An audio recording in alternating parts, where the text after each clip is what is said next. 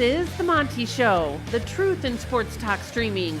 When you want unbiased opinions about your favorite team without the spin, all you have to do is find The Monty Show, streaming live and available 24 hours a day, 7 days a week on YouTube. And now, here's Monty. Hey, The Monty Show, as always, presented by The Advocates, theadvocates.com. The best injury attorneys in the business, and you guys, as I tell you all the time, they love the communities they work in, from Idaho, Montana, all over the great state of Utah. Our good friends in Phoenix, you name it, you need an attorney, you go to The Advocates, and they get back to the community. You guys, they are working again with the road home, one of the best, I think arguably the best homeless advocates in the country. They're trying to gather funds to buy costumes for homeless kids to enjoy Halloween. $1, $5, $1 million, whatever you can spare. Please use The Advocates on Venmo. Let me hide that banner for you. If you can't screenshot that, there is the name, Advocates Donations on Venmo. $1, $5, $1 million, whatever. Please consider donating to The Advocates so that we can give homeless kids some sense of normalcy this Halloween. Make sure in the comments section on Venmo, you tell them, hey, we heard about you on the Monty Show. I would appreciate that as always. Or just say Halloween costumes for homeless kids. That'd be great. The Monty Show back with you on a Monday. What a crazy weekend it was in the Big 12. And I'll tell you, some of these results this weekend, you guys, I think absolutely change the face of the college football playoff race. I think what we have coming up in Texas and Oklahoma on a singular national rivalry stage this weekend in the Red River Rivalry. See, in my head, I was already saying, don't say shootout. It's rivalry these days. Texas and Oklahoma is going to be huge. And the win that I think we saw this weekend in college football that was the most definitive was Texas over Kansas. And we can stop the nonsense about whether or not Texas is back. Let's get this straight right now. Texas is legit. The Big 12 has an actual national championship contender.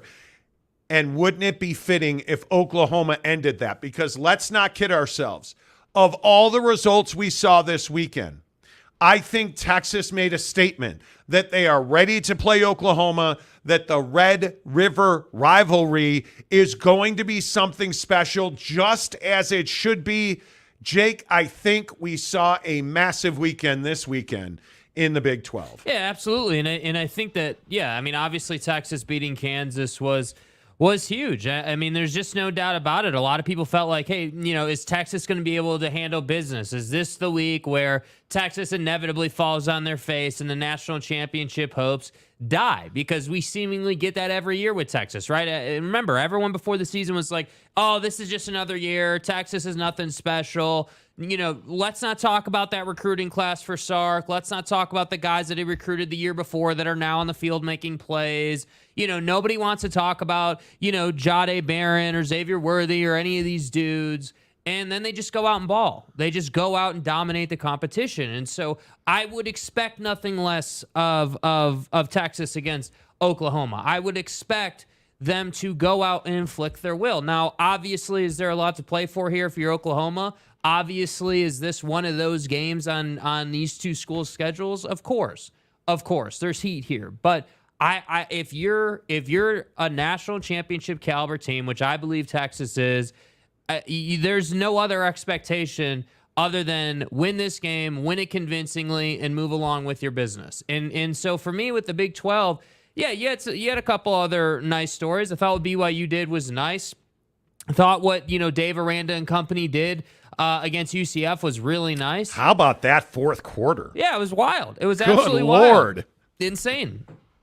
I think Texas, and I know a lot of people hate this, but I think Texas is the most compelling team in the country. Mm-hmm. I think when you look at 8 receivers, when you look at the fact that Jonathan Brooks ran for 10.4 yards a carry on a very respectable Kansas team, what they did to Kansas should not be overlooked simply as Kansas, not having one of the best quarterbacks in the country for four quarters. It doesn't matter. It does not matter. Texas had every reason to struggle this weekend looking ahead to Oklahoma, and they didn't. That tells me that they are bought into Sark and the staff. That tells me that Texas is back, and I think the Big 12 on the whole is so thirsty for a national championship contender, and you've got it. And the ultimate storyline, obviously, the irony of Texas leaving the conference, the irony of not winning the conference. I believe the last time Texas won the conference was 1864. And I don't. Y'all feel me? Like to 100. Might be a slight exaggeration. I could be off by, a year or 100 there. But my point is, it's amazing that Texas here and now is a national championship contender. And I think this conference is on such an epic run. It actually would not surprise me if somehow, some way, the Big 12 found itself with Texas in the college football playoff, with Texas playing for a spot in the national championship. Because I would remind you, the biggest game of the year for Texas is at the very top of the crescendo. After the Oklahoma game, Texas really has a very easy ride. The K-State game could possibly be the most difficult game left on their schedule, but you look at this Oklahoma game, it's top of the mountain, Mon. This is it. If Texas wins this game, there are zero excuses for Texas not to go to Tarrant County for the Big 12 championship game, and then zero excuses for Texas not to be in the college football playoff. If you're a Big 12 fan, dare I say that you're a Texas fan this weekend, because I think Texas has the goods. And I'm not saying that Brent Venables is not a great story and that Oklahoma's comeback and rise and resurgence back to respectability this season isn't something special, because damn it, it is. But what I'm telling you is Texas is something else. Texas is on a different level. You look at what they got out of Quinn Ewers this weekend. That's the stuff of Heisman performances. Facts. But that was Kansas, and we're now talking about Oklahoma and the Red River Rivalry. I'm talking about a game in the Red River Rivalry that means everything to the state of Texas. Yeah.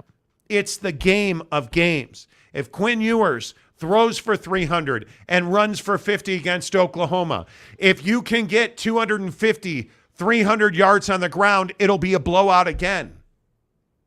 Is Texas legit? We find out this weekend. Well, and look, I think this is the genius of having Alabama as one of your non-conference games, right? I mean, it allows you, what are you, 5 weeks into the year? Yeah. To say, hey, we're legit. We beat Alabama. We handled our business against Wyoming, even though all the Texas haters want to say, oh, that was a fourth quarter game, and they were going to fumble it in that game. Dude, they were never in any danger of losing that game. I have news for you. They dominated the fourth quarter when they needed to. Yeah, they did. And that's it. That's the end of the YO discussion or criticism or anything, because the stat sheet says they won that game easily. So then, all right, I'm like, all right, Baylor.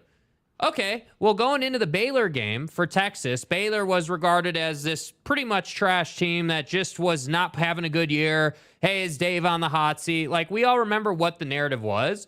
And they did what they were supposed to do in that game. That was never going to be a game that you lost. But now Baylor does what they did this week against UCF, comes back, sensational win. So maybe how did UCF lose that game? Dude, it's beyond me, dude. Gus Malzahn always finds a way. Play calling and clock management were Yeah. terrible. Yeah. Did the Baylor win, or let me rephrase. Did the UCF silver plattering of a win, did they gift wrap Dave Aranda remaining at Baylor for another year? I think he might have bought himself another year with that win. But it's for unreal. Texas, dude. But for Texas, again, you handle Baylor, you handle Kansas at home just like you should have, and you're right. Oklahoma really is, to me, the sort of the door opening to the college football playoff. You beat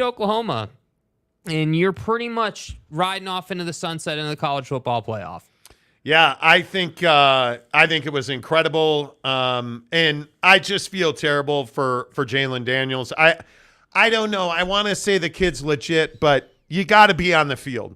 Your best ability is your availability, and with all due respect to Jason Bean, this is a different team without him.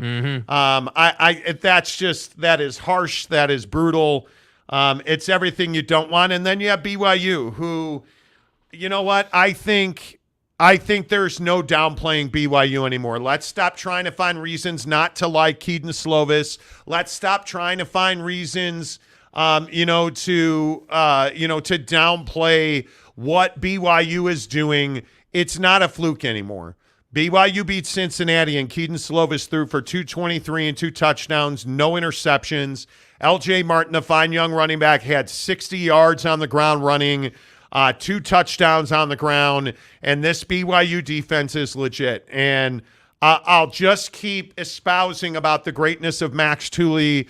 I can only say so much about Tyler Batty and Jacob Robinson.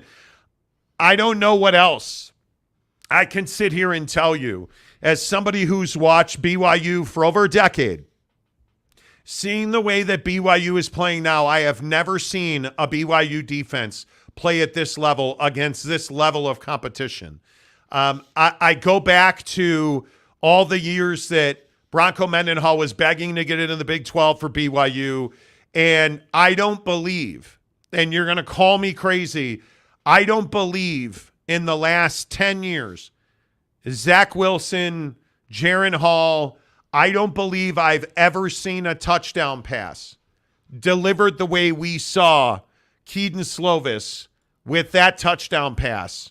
I mean, it's remarkable to me that Keaton Slovis, in a lot of ways, was the guy that nobody wanted in Provo, and I'm included in that.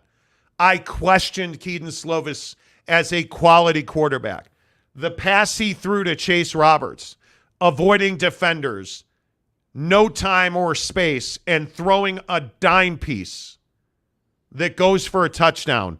It's one of the greatest touchdown passes I've seen in the last decade at BYU. And I think we need to recognize this BYU defense. They're 4-1. Their loss was to Kansas in Lawrence, but they have quality wins over Arkansas and Cincinnati. I don't know what to make of TCU in 2 weeks, because if there's a more disappointing team in the Big 12, TCU losing to West Virginia and Fort Worth is one of the most disappointing games of this season. It is inexplicable. It is stunning. It is not their first time this year, right? Well, but again, we knew that TCU was going to backslide. There's no way that TCU stays at that level that we saw last year. TCU was so good last year. You knew they were going to come down a bit. You can't lose to a team on a death march with a lame duck coach that everybody knew wasn't coming back. You can't give up that kind of tonnage to West Virginia. But look at the kind of game you played here, because I think this game was similar in fashion to the Colorado game in that, hey, it's a one score game that you lost by. You just didn't get it done. And the hard part is both of those are at home, like you said. Like, you can't have that, man. That's you just don't do that in football. You can't take 7 penalties against West Virginia when they only had 2. You can't be stupid. You can't get out time of possession by West Virginia. You cannot be 6 of 16 on third down. TCU, how do you explain this? How do you explain getting shut out in the second half? How? It's one of the most disappointing performances of the year. There's no way to spin that, man. There's no way to spin it. I think that is, now you have a real hill to climb, because I'd also remind you that TCU is it the other mind-numbingly really, really bad football team? And if anybody wants to explain to me how on earth Iowa State beat Oklahoma State 2 weekends ago and then gave up 50 points to Oklahoma this past weekend, I said, God damn, you gave up 50 points to Oklahoma? Hello? Like, I don't even know what to say.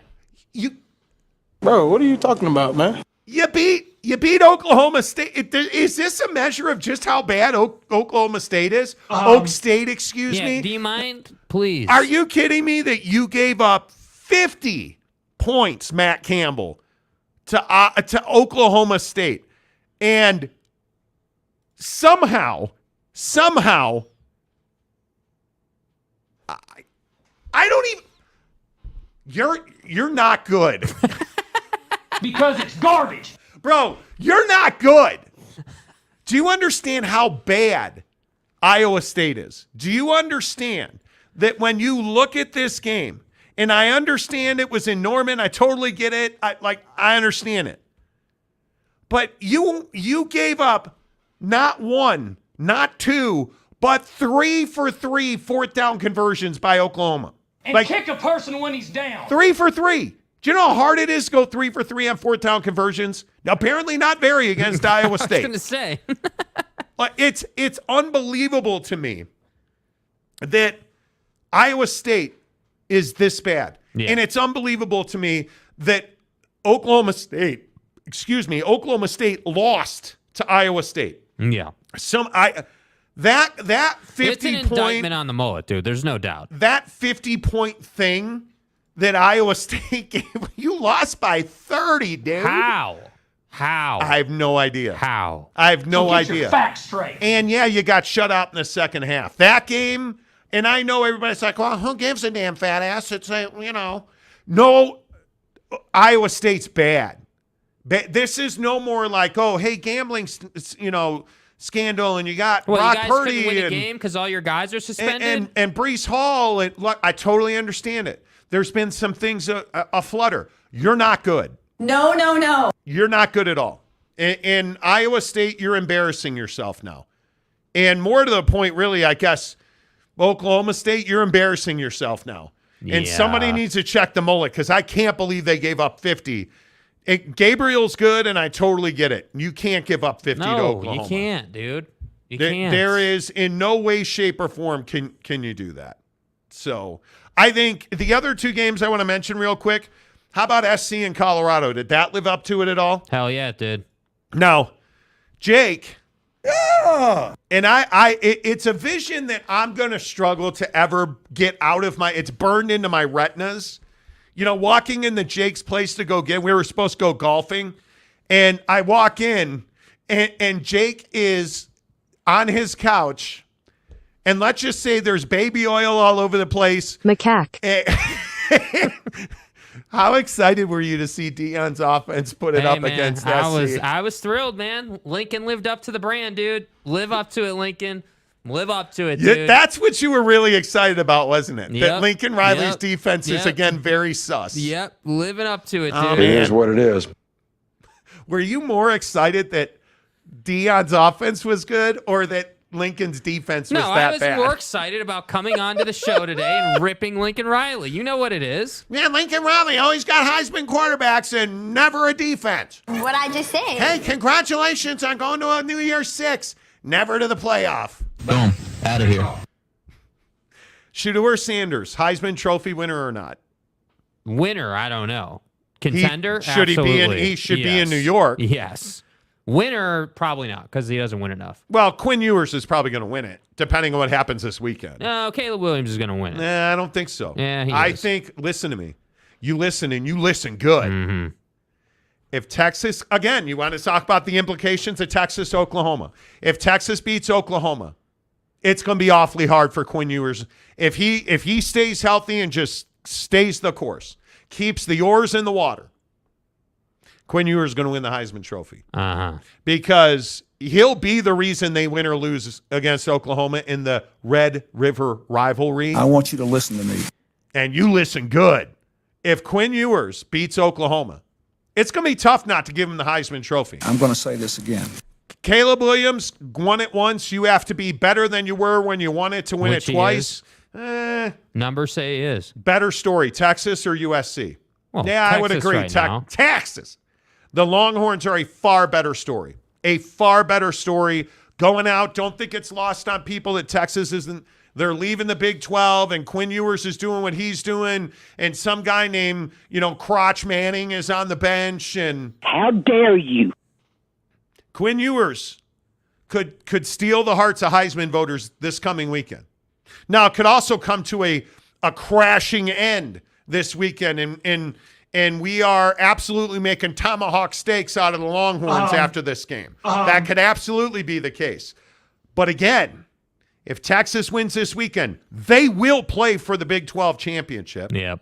He will be in New York for the Heisman Trophy ceremony. Procedure stuff. If they beat Oklahoma, he will go to New York and probably win the whole damn thing. I want you to listen to me.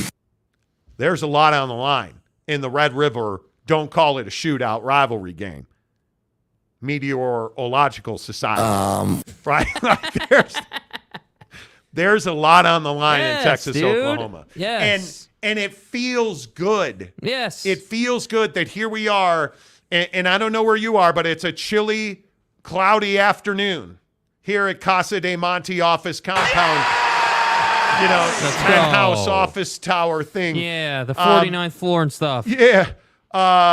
It feels good to have big college football. Hell and yeah, it feels good. You know what else feels good? That a rivalry game matters. It's good for college football when Texas is good, and I know that pisses off all the other Big 12 fans, but it's the truth, dude. All right, before we get to free buckshot, Yeah.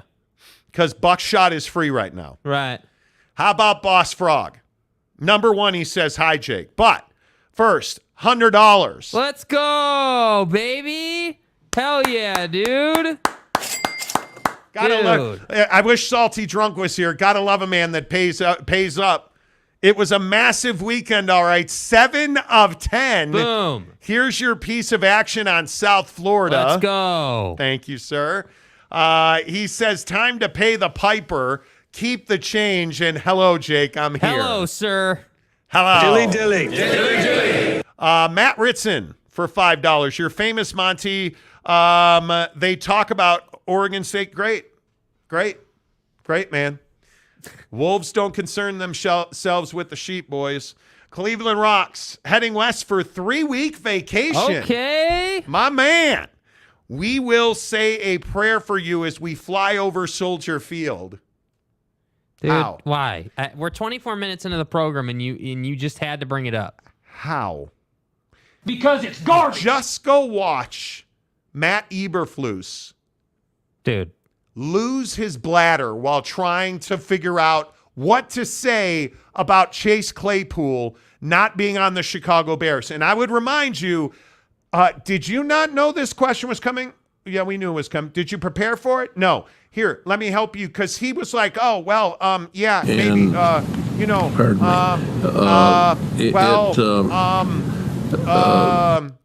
here, let me help you. That's an internal matter, and I'm not going to talk about it in front of the media.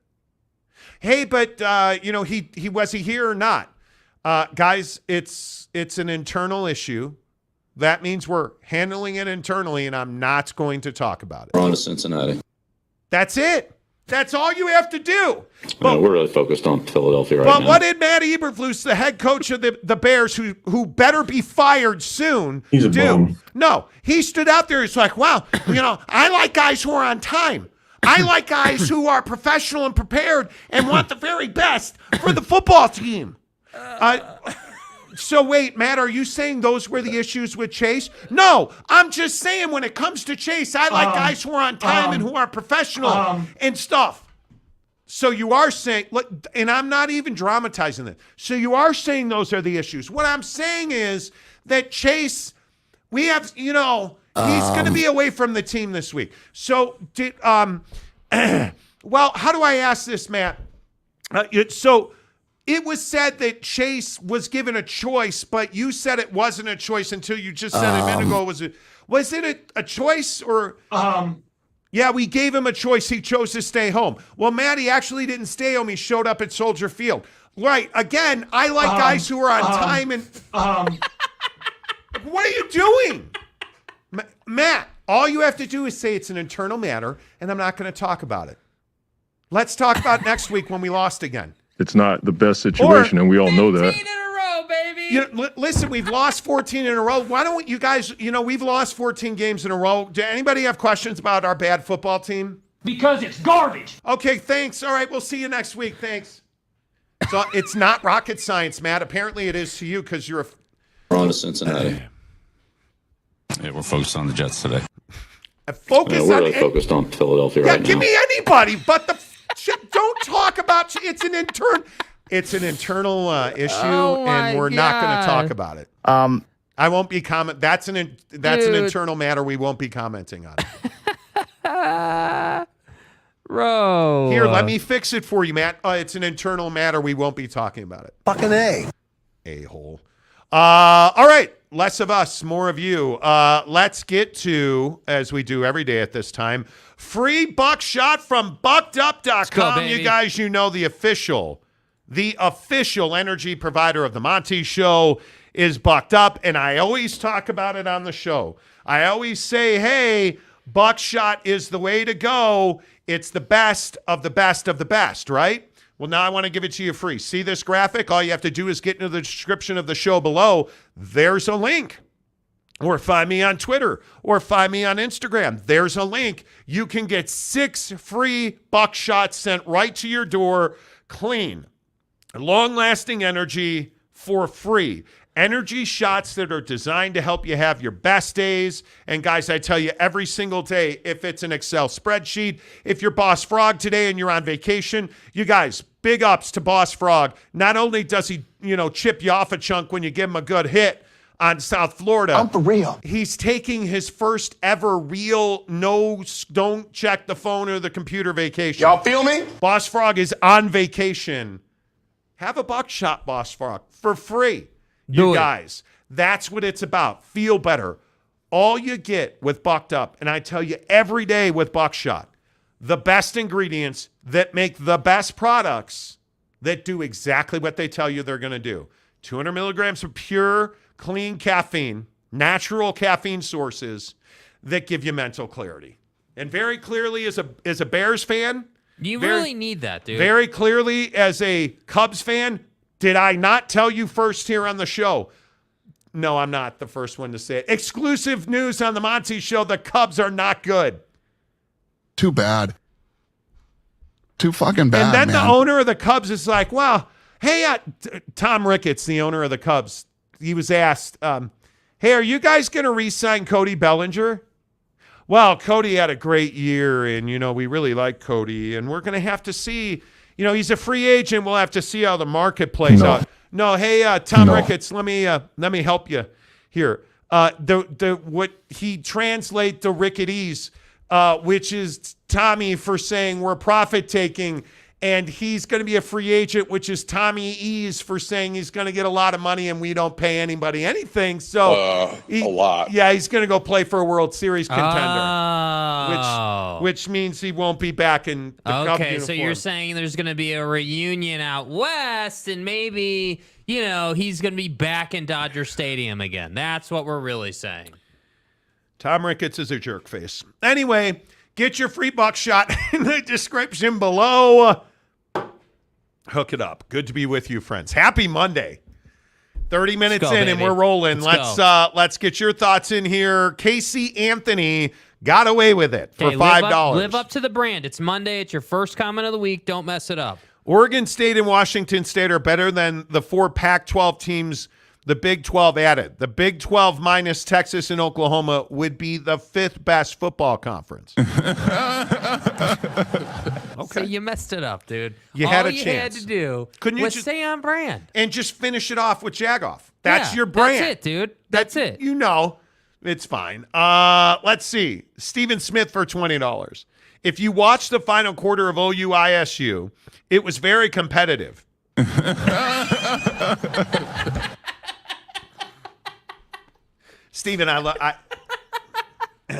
Forget all these other people. Forget the other 600 people who are here, Steven. It's just you and me talking. They scored 50 points, sir. Minutes parade. I said 50 points. I thought you said the final quarter was competitive, bro. I said they scored 50 points. Dude. OU, not Iowa. OU scored. Well, that's the issue, isn't it? 50 points. Wow, listen, did you time how long it took him to drink that whole thing of Gatorade? That was really, we were within 0.3 of a second of the kid on the sideline in Oklahoma.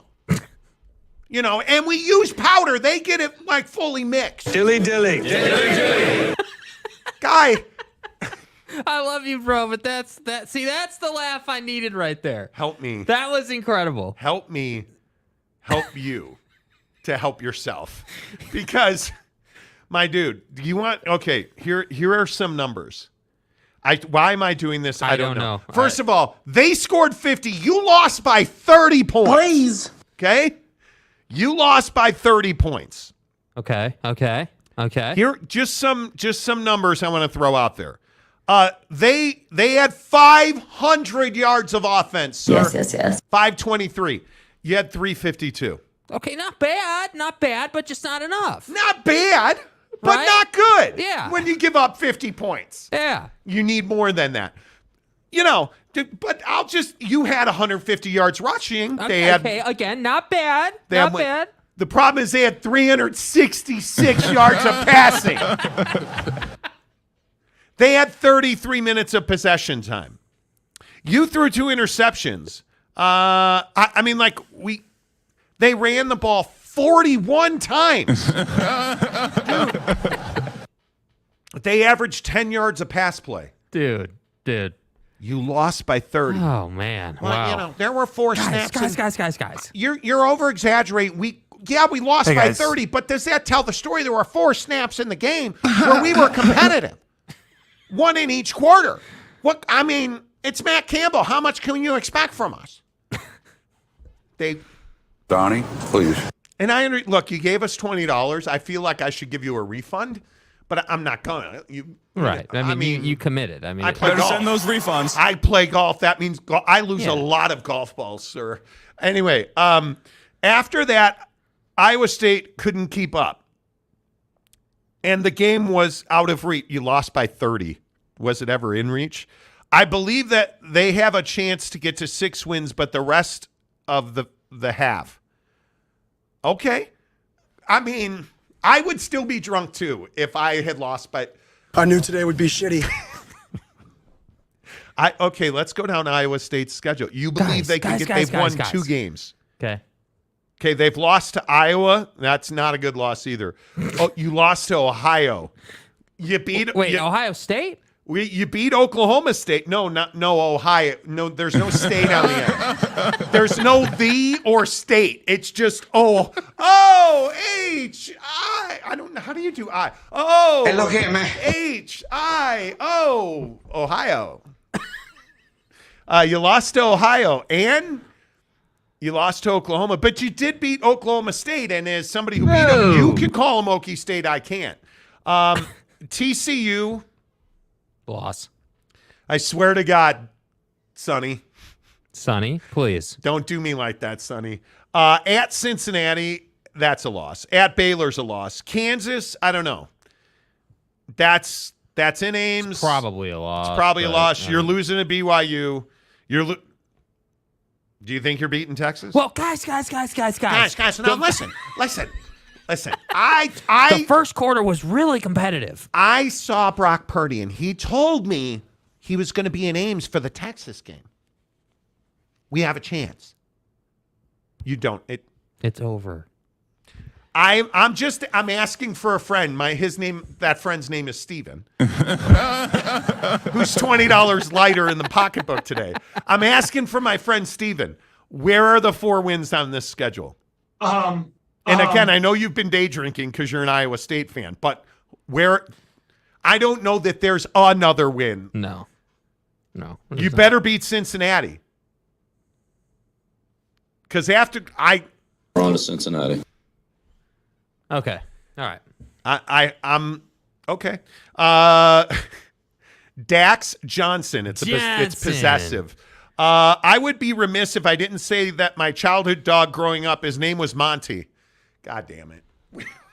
Why does this? The show doesn't have to be awkward like this. Also, is Zachy Poo going to go after Donna Kelsey? Dude. Okay. Look. First of all, it's not Zach's fault they lost. No. And we'll get to that in 13 minutes on Football at 50. Donna Kelsey's not attractive. And I'm not trying to be a jerk. But Taylor Swift's mom. Mm-hmm. But Donna Kelsey, and with all due respect, I know that Zachy Poo, how shall I say this? Well, he piped his mom's friend. And I understand. I understand that. Dude. Right?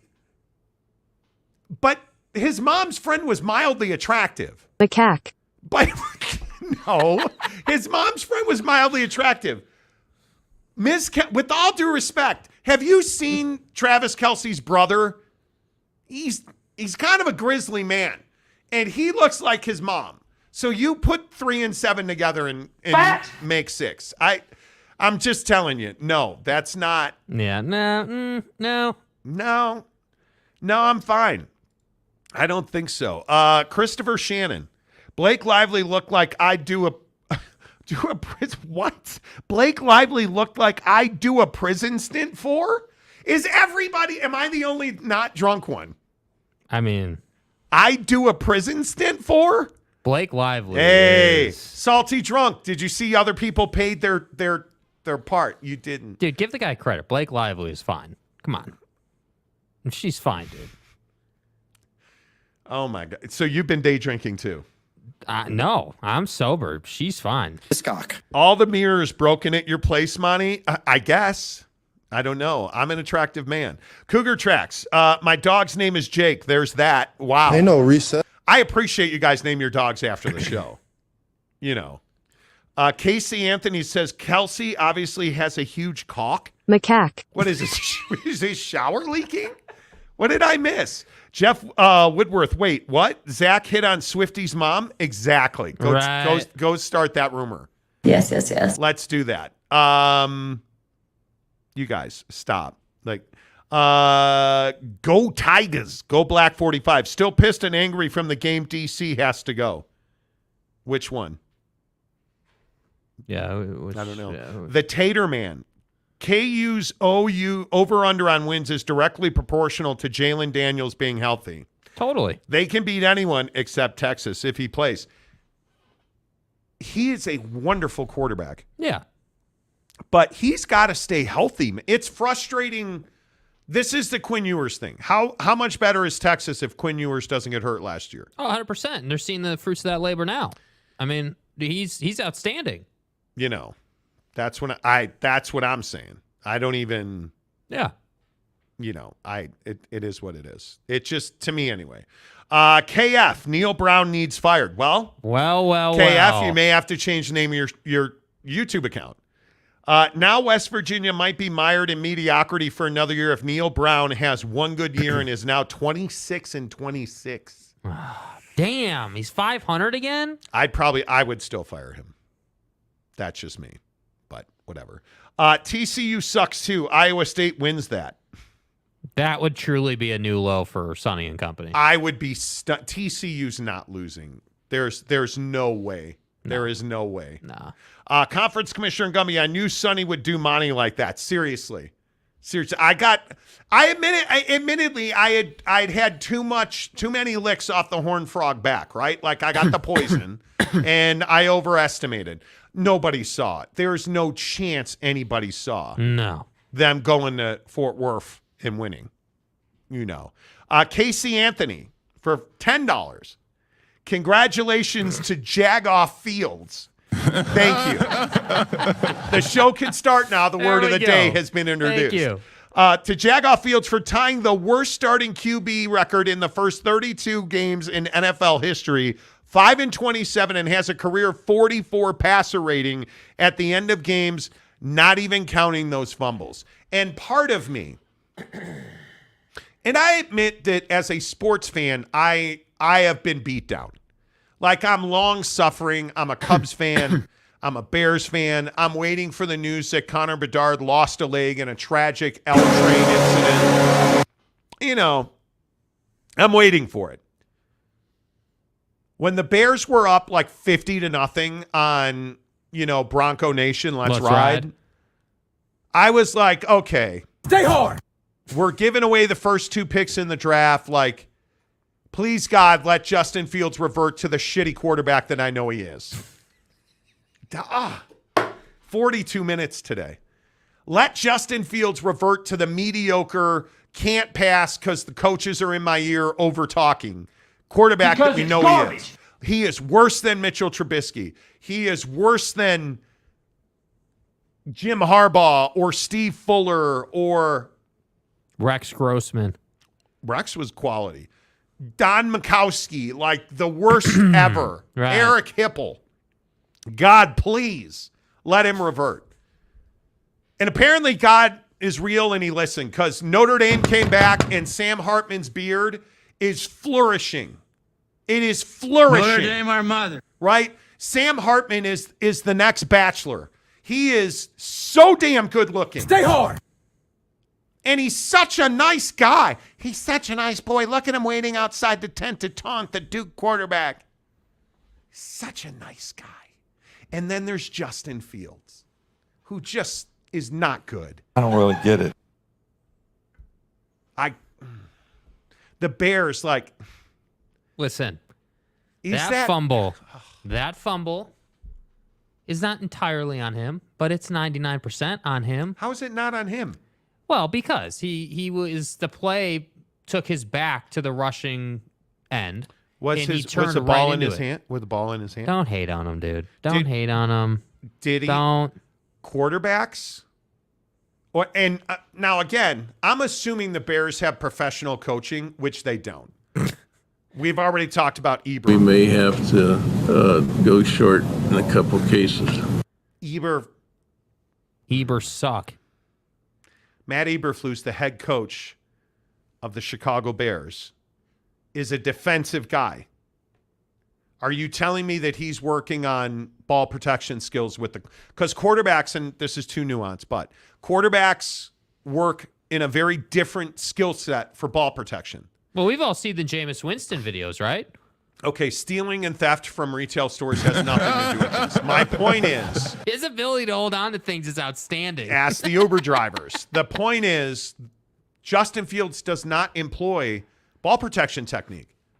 When he's running around or when he is executing handoffs or ball fakes, just look at his hand and his footwork. He is not shielding himself. He's not protecting the ball. That fumble is 100% on Justin Fields because he does not have good hand mechanics, dude. Like you look, the numbers don't lie. He threw his ass off, and it was gorgeous in the second quarter. And that was where all the joy ended. He chose violence in the second half, and it was ugly. And the other thing I will say, Matt Eberflus, that's great defensive coach. Stay hard. Now, I could be wrong. I'm just little old fat ass over here watching football games. You gave up 24 points in the second half, and you scored less than that. That's not generally the way you win football games. And your defense, to be fair, your defense hasn't been good. It's been really, really bad. So you don't develop quarterbacks. Chase Claypool's an abject disaster, as you've now described to everybody. Your defense is bad. You have the first 2 picks in the NFL draft upcoming that it looks like you're going to try and win games, which I don't understand. Why am I not allowed to have nice things? Yeah. Like, why am I not allowed to have nice things as a sports fan? My God. All right. Read this one already. My bad. West Virginia guy 56. West Virginia will be in the Big 12 championship game this season.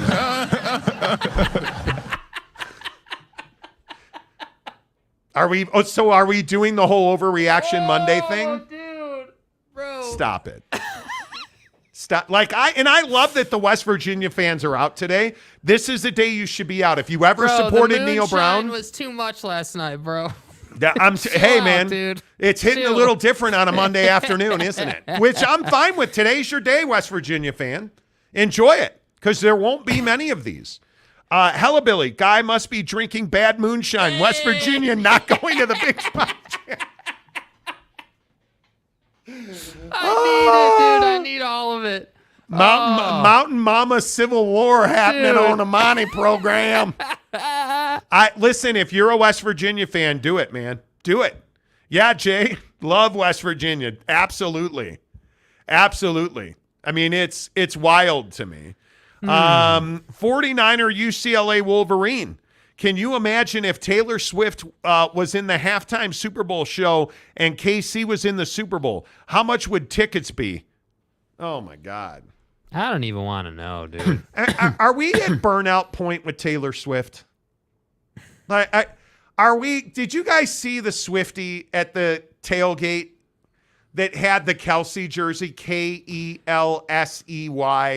Bro.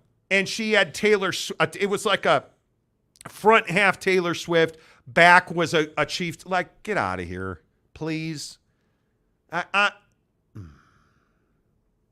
It is what it is. Mike Smith, Yogi and Justin Fields almost found themselves at a picnic basket. Dude, it's so frustrating to watch him. It really is.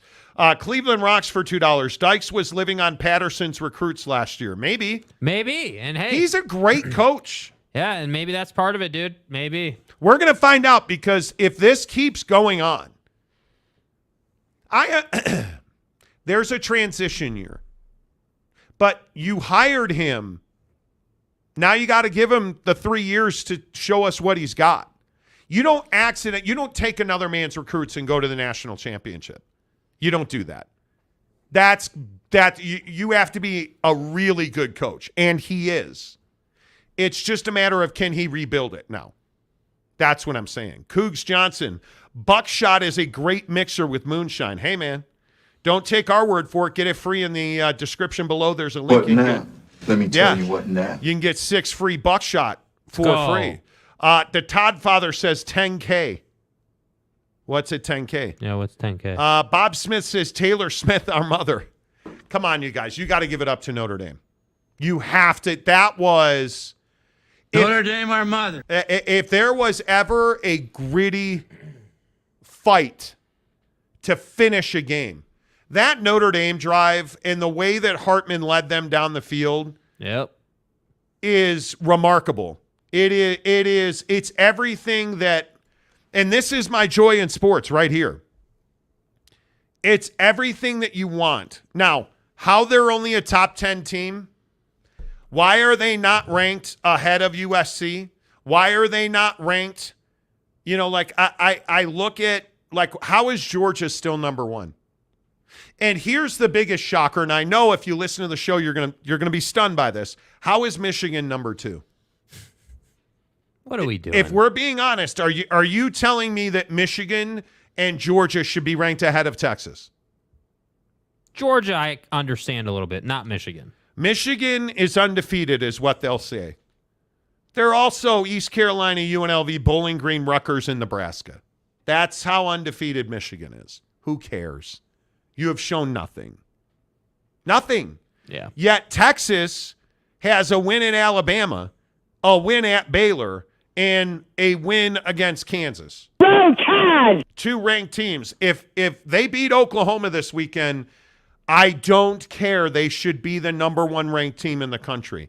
Georgia finally, and I know, call me crazy, Georgia played a road game. Holy Moses, they go to Auburn, and they almost lost that football game in what was a classic SEC road game. Yes. Georgia, you know, that great team that is everybody's All-Americans, turns out not so much. Super speeder team, you know. Yet Team SRT is still the number 1 team in the country. Yep. And I don't understand it, because UAB, South Carolina, Ball State, and UT Martin are not impressive to me. Texas should be the number 1 team in the country. Just keep winning, man. That's all you got to do. They should be the number one team in the country. Keep on winning. Casey Anthony for $5. Congratulations to C.J. Stroud, the first Ohio State quarterback that looks like an NFL QB. Yeah, I gotta agree. That was pretty damn good performance, man. NFL Rookie of the Year so far. No doubt. And it He's tells been better than Bryce Young. Oh, but Bryce Young is in a brutal situation. Yeah. Bryce Young's not in a place where you want to be a quarterback. I would agree. I don't think. All right, couple of member shout-outs on the show because, we always like to shout out our members, our returning members. Salty Drunk returns to the members. Let's go, baby. Welcome our Australian contingent. Aaron Wilson gives some membership.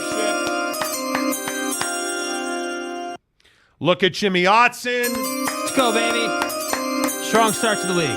Look at Cyclone Steve's been a member for a month. If OU UT go to the college football playoff, would Iowa State get more money? They would. It's $80 million.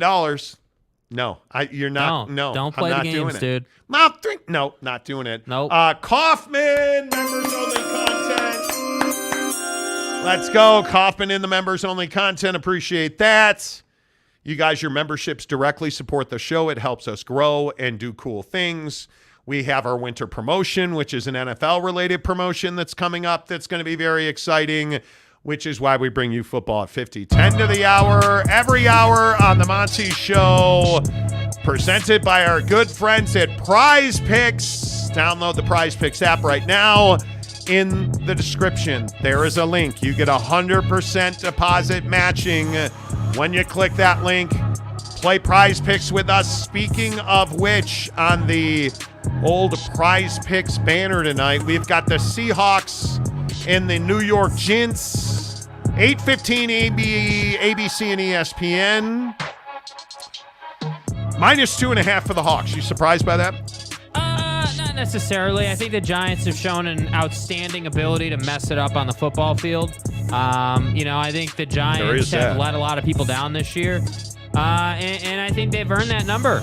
Honestly, I think they have. I mean, what really is there to lean on that says the Giants are going to win this game? Not a lot. I mean, not a lot, but the one thing that you look at here is there are a few defenses worse than Seattle against the pass. And I think that with Saquon Barkley out of this game in all likelihood, he's out. With Saquon Barkley out of this game in all likelihood, you would think that Daniel Jones plays a big one tonight. Coming up in 36 minutes, I'll tell you all about our Prize Picks.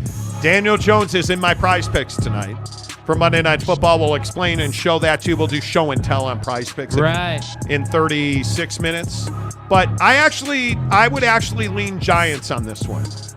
I'd lean Giants. I don't like the way the Seahawks have defended the pass at all. Mm-hmm. And I think that Daniel Jones is going to have a big game, just like Zachy Poo did. JTS Jets. It's not Zach Wilson's fault. No, even though you are day drinking today, let me say it again. It's not Zach Wilson's fault the Jets lost. Is the Jets defense overrated?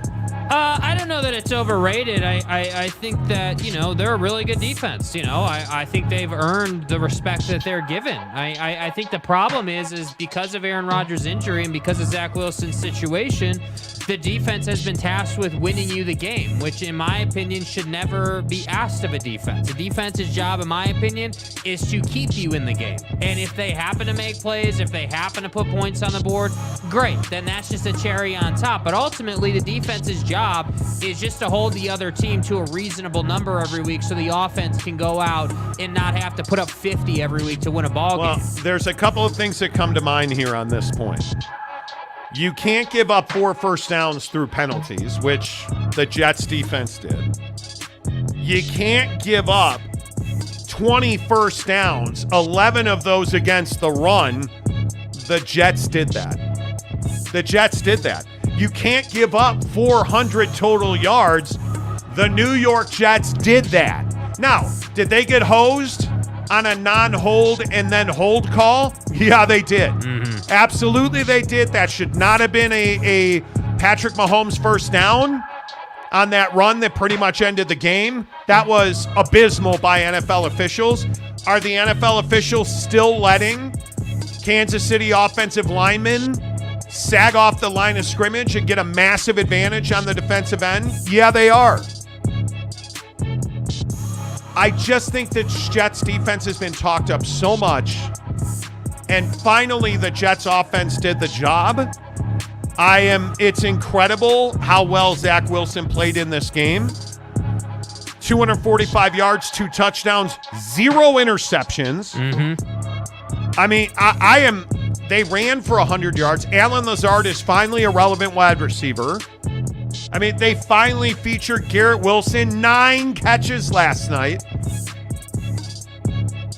The Jets should have won the game, and they didn't because their defense just wasn't good enough. Yeah, and I think that's how it's going to go some weeks, and it's unfortunate. It would have been nice for Zach to feel good about it. I do agree with everyone saying, hey, he truly believes that it was on him and it was his fault. I love that clip going around Twitter where he's like, it's my fault, bro. I lost the game for us. Like, it's good to see him taking that responsibility. Not even whether it's true or not is a different conversation, but I think as a starting quarterback, when it's the old saying, when we lose, it's on me. When we win, it's on everybody, right? I mean, that's what you have to be as a starting quarterback in the league, and I think Zach is finally embracing that. And I think because he's embracing that, that's taking him more into a mindset of running the system.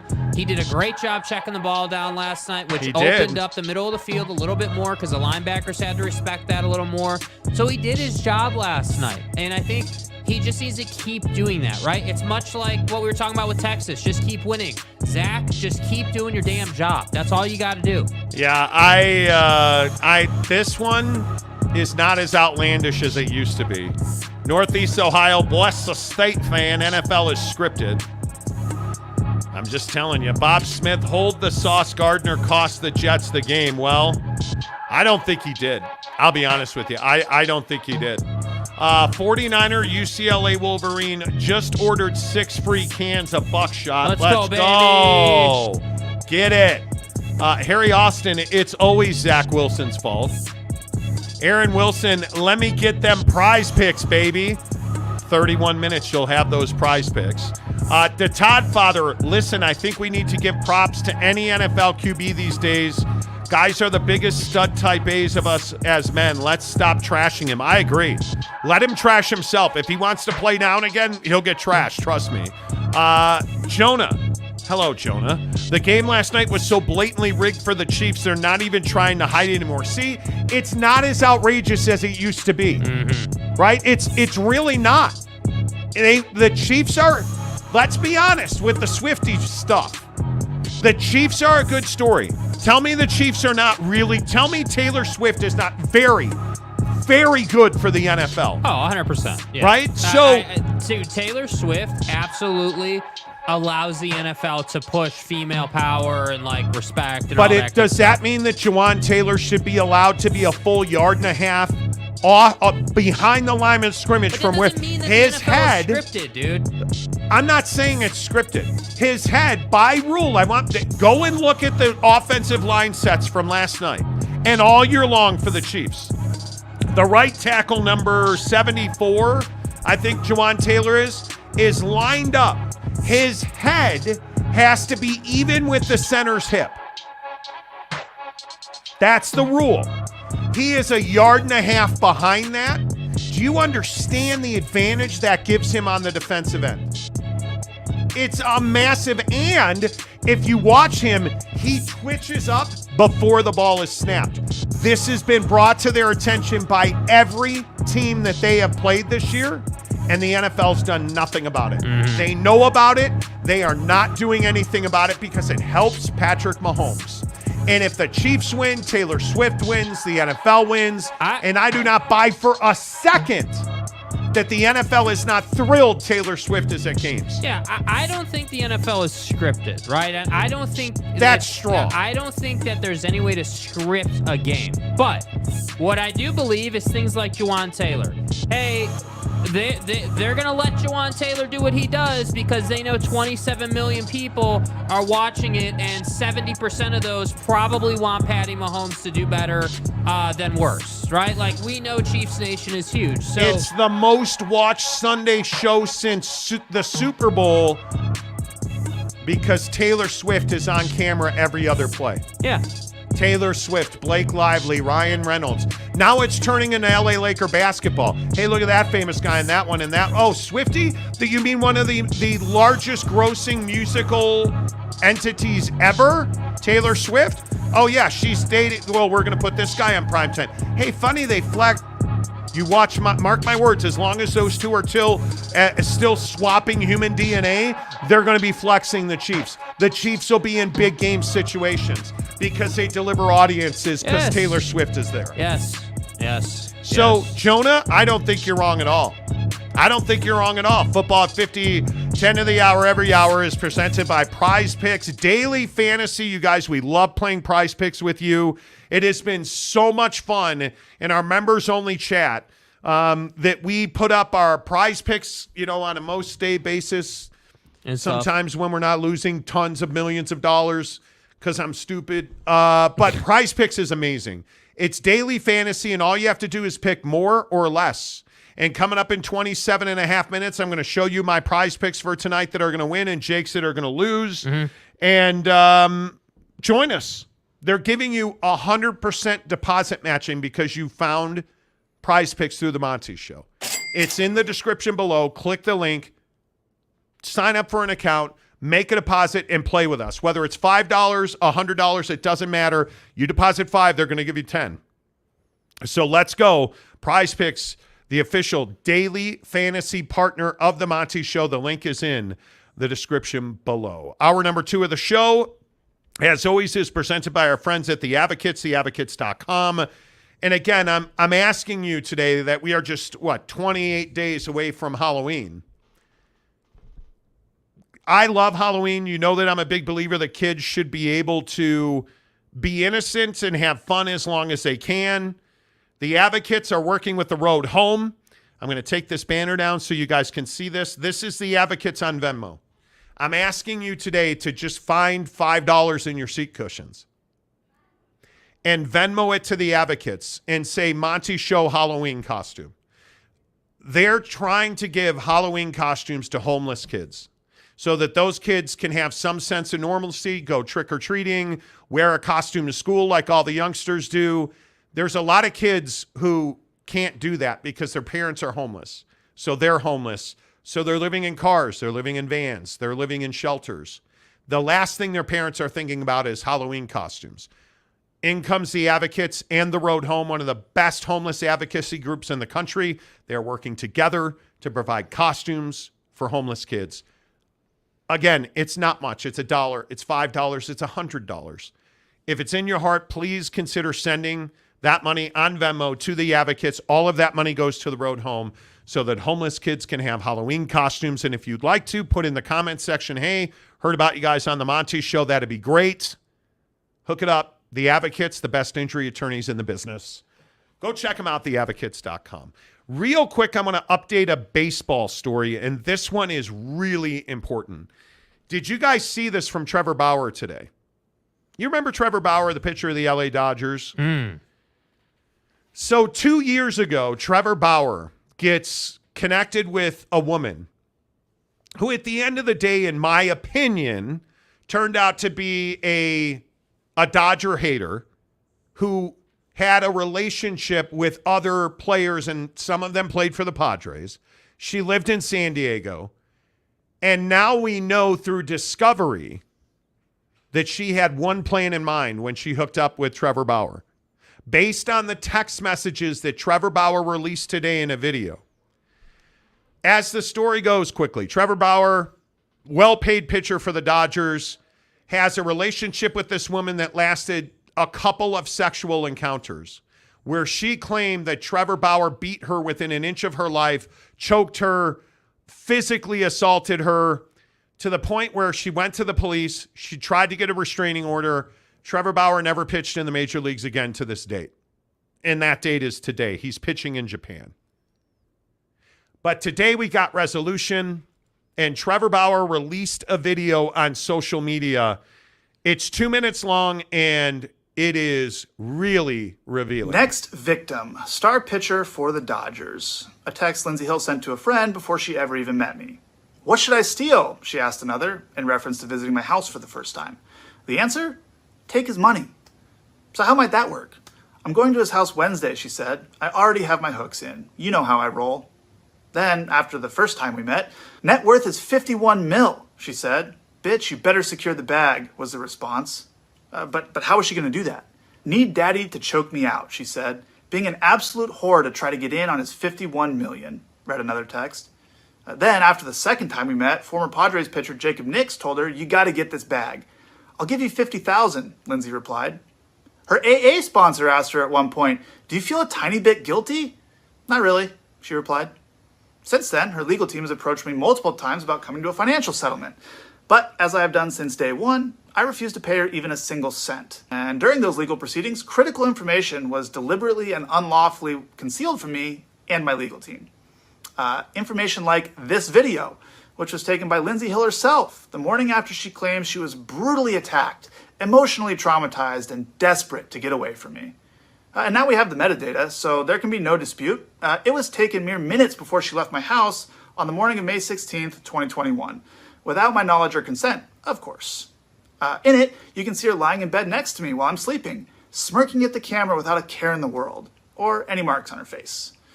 I think it paints a pretty clear picture of what actually happened the evening of May 15th. I also retained my right to speak publicly about the case, something I have not been at liberty to do since June of 2021. So, as of today, both lawsuits have been settled. Now, over the last 2 years, I've been forced to defend my integrity and my reputation in a very public setting. But hopefully this is the last time I have to do so, as I'd prefer to just remain focused on doing my job, winning baseball games and entertaining fans around the world. So today, I'm happy to be moving on with my life. Wow. That is unbelievable. It is a victory, I think, across the board for Trevor Bauer. I think this woman was outed as an absolute,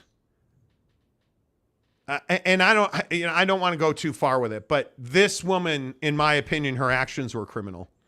And you heard what Trevor Bauer said there, and I agree with him, and we've said this on the show before. If she had any net worth, she would not have any net worth because he would have sued her and won, in my opinion. And I think what she did should be an educational point to every father and his sons. And I think if you are a father, you should be talking to your children about this. I think when your kids become the dating age, and I'm talking about in today's world, middle school, when you start getting into these kind of relationships, especially when you have a higher net worth, you better understand what you're doing. Because Trevor Bauer, and whether you believe him to be innocent, whatever you think, here's what I know. Trevor Bauer didn't do what he was accused of doing. Trevor Bauer has paid financially a price that nobody should have paid. He has lost so much money in endorsement, in off-field opportunities. Yes, he got paid. His contract was guaranteed. But he's not a major league pitcher anymore. He's pitching all the way in Japan and dominating, frankly. The guy should get his job back in Major League Baseball. Will he? No, I don't think he'll ever pitch again. He was accused of choking and beating a woman against her will multiple times. Accused. And it turns out that didn't happen. So who makes Trevor Bauer whole? Nobody, because he'll never get back to good. Yeah, and I think that's what's tough is like I think if you're the Dodgers now, you're probably they're certainly not going to comment on the situation or do anything publicly, but I do think there's an opportunity here to and look, I'm not saying that Trevor Bauer is a saint or a perfect person. I'm not saying that, but I do think that this was absolutely a hit job out of this woman. But who cares if he's a saint? I don't care what his moral compass is, because that's not what this conversation's about. No, with all due respect, that's not what this conversation's about. This conversation's about a guy of high net worth value who got hoodwinked by a woman who then, now we know, asked him to do a specific thing so that she could try and get his money. He lost his career over it. He lost his good name over it. And he has zero recourse for it. He is spent on legal fees. He'll never, ever be made whole. That money is gone, dude. His chance at World Series, his chance at the Major League Baseball Hall of Fame, like the Baseball Hall of Fame, that's gone. That's all gone. And he is good enough to have earned a spot in the Hall of Fame. Gone. His career, gone. His personal life, gone. His reputation, gone. And ultimately, what's going to happen to this woman? That's the question. And I'm not telling you I think she should go to jail. I'm not telling you that I think she should be torn apart on social media. What I'm telling you is it's not fair. And it's what I said 2 years ago when this first came out. Yeah. Trevor Bauer, the mistake that Trevor Bauer made was not understanding who this person was. You don't hook up on an app if you're a $51 million Major League Baseball player. Mm-hmm. You don't. Is that right or wrong or unfair or not fair? It doesn't matter. It's reality. It's the reality of the situation. Other than that, Trevor Bauer, in my opinion, did nothing wrong here. And I don't care if you think choking people during sex or she clearly now, we have evidence in text message and discovery. He clearly now has evidence she asked him to do that. Facts. It was wholly consensual based on the evidence, in my opinion. And the thing that he said there that I thought was so important is I refused to sign a silence agreement. I refused to sign an agreement that would have kept all this information confidential because it was the only way that he was going to be able to, on some level, save what was left of his reputation. Mm-hmm. And again, if you're a dad, I beg you, as awkward as it probably can be, please have conversations with your kids about adult relationships. Yeah. Because people aren't teaching that in school. And hey, sure, teach them about credit cards and checking accounts. And you better have conversations with your kids about how to treat women, how to date women. You better have conversations with your daughters about men. You better have conversations with your sons about women. Mm-hmm. That's what the lesson here is. Because that video of him asleep in his bed with this woman who was there strictly to get his $51 million is terrifying to me. Yeah, absolutely. If you have money, you have responsibility. It is just brutal, man. It is absolutely brutal. CB1044 says the AP is still protecting this woman. Their story is now protecting themselves. We talked about that. Christopher Shannon, she'll get Glory Allred on console. She can't. Do you understand what this woman did today? So if you guys don't understand this, she went to court and asked for a domestic violence restraining order, which is, granted. Like, I've covered criminal and court cases as part of my career, and I can't tell you in any case involving a famous figure, athlete, politician, you name it, especially if a woman is accusing a man of choking her and beating her against her will, that restraining order is given just as a default. Yep. They went to court and the judge laughed this woman out of court and did not give her a restraining order. There's no Glory Allred on the other side of the fence, friends. No. What this woman did and what she said in text messages and what she lied about, the judge said she was being willfully dishonest. She was intentionally being dishonest to hide information from Trevor Bauer and his lawyers. Come on. Yeah, man. dude. Come on. Yep. Jeremy Callahan, she should definitely go to jail. I don't know. And again, when you get into like victim shaming, okay, cool. Here's what I know. A guy of high net worth made a poor judgment with a woman that he hooked up with, and this is where it got him. Talk to your kids about that. Yep. Talk to them about Trevor Bauer. Show them the Trevor Bauer case. If you are of personal wealth, or you are hoping that your children will be, show them the Trevor Bauer case, because it should absolutely be what fathers and sons talk about. Yeah. And I don't know if this woman's a terrible person. What she did was the act of a terrible person. Mm-hmm. I don't know if she was or not. OG Gary, always keep the receipts. Low life, always looking for a payday. Yes, they are. That is true. Aaron Wilson, is this worse than the Juicy Smollett situation? We are not in the business of comparing. It's two totally different things. Yeah. Northeast Ohio Boise State fan. She should be arrested for filing a false police report. Some have suggested that. And I believe she's been investigated for that. Boston Mapes. Yeah, she should go to jail because she didn't just destroy him. She impacts real victims. Oh, my God. Yes, she does. Yes, she does. To Todd Father, my ex-wife had more talks with my boys about this than I ever did because she knows. It's hugely important that we communicate with our kids on it. I mean, I can't even. Yeah. It's just so scary, dude. It's just so scary to me. Salamini, if it's false accusations, the victim that has been shamed is the man. I agree.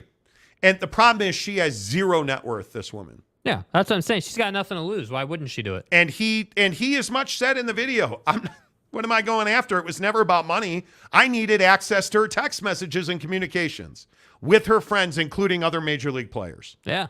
So, and the first thing I thought when I heard this, and I don't want to bring up the other pitcher's name, but another pitcher for the Padres at the time that was friends with Trevor Bauer, you don't call him and say, hey, man, she just said this about you. Like, it was amazing.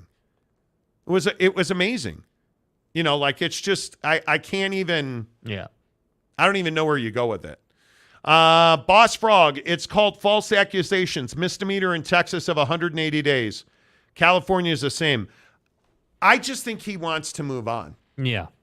And I'm pretty certain that the sheriff's department the LA County sheriff who investigated this pretty much left it at the DA, and the DA's not going to do anything about it. So, Jeff Woodworth, what about the Padres player in the text? Is MLB holding him accountable? They're not. They're not, because he's now a former player. But they're and again, I'm not going to bring the guy out. One of these guys, one of the other Padre pitchers, is still active in the major leagues. And I cannot believe that they didn't say anything to him. I just can't. Yeah. I can't believe it. It is so shocking to me that you wouldn't do that. All right, let's see. Casey Anthony for $5. Jag-off of the weekend, Joe LaCava at the Ryder Cup. What a doucher. The arrogance to lip off to Rory McIlroy. Let the legend line up his damn putt. Okay, here's what, and did you watch the Ryder Cup? It was amazing. My guy Max Homa did very well. Here's the problem. All of the fans went with a fake story about the U.S. team and Cantlay. And it was said that Cantlay didn't want to wear a hat because he wasn't being paid to be on the Ryder Cup team. Yeah. Which is simply not the truth. Right. As it turns out, what the pay dispute was about, that's now been confirmed, was the Netflix series about golf. And Cantlay and Xander Schauffele did not want to take part in the Netflix series because they weren't going to be compensated.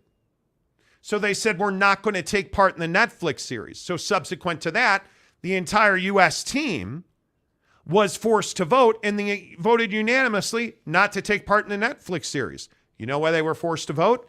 Because the U.S. Golf Association told Cantlay and Schauffele, if you do not take part in the Netflix series, you're off the team. When did they tell him that? Oh, last week when they got to Rome. And the U.S. team voted and unanimously said, hey, we're not gonna do this. We're not gonna do it. And I think it was exactly the right thing to do. And the European media, this is on them. Because no matter what you think of Cantlay, and I'm trying to find his score and I can't find it, but no matter what you think of Cantlay, and he is kind of a dick, right? He is that guy that very arrogant. We have a drop where Brooks Koepka is talking about Patrick Cantlay's pace of play. Mm-hmm. And Patrick Cantlay was going so slow and routinely does it, and it almost admittedly to mess with the player behind him to give himself an advantage, that Brooks Koepka was asked, how do you fix that pace of play issue? Honestly, I'd start stroking guys. And his answer was that you should start stroking guys, which means penalize them strokes. You got to get stroked. Because he was playing so slowly.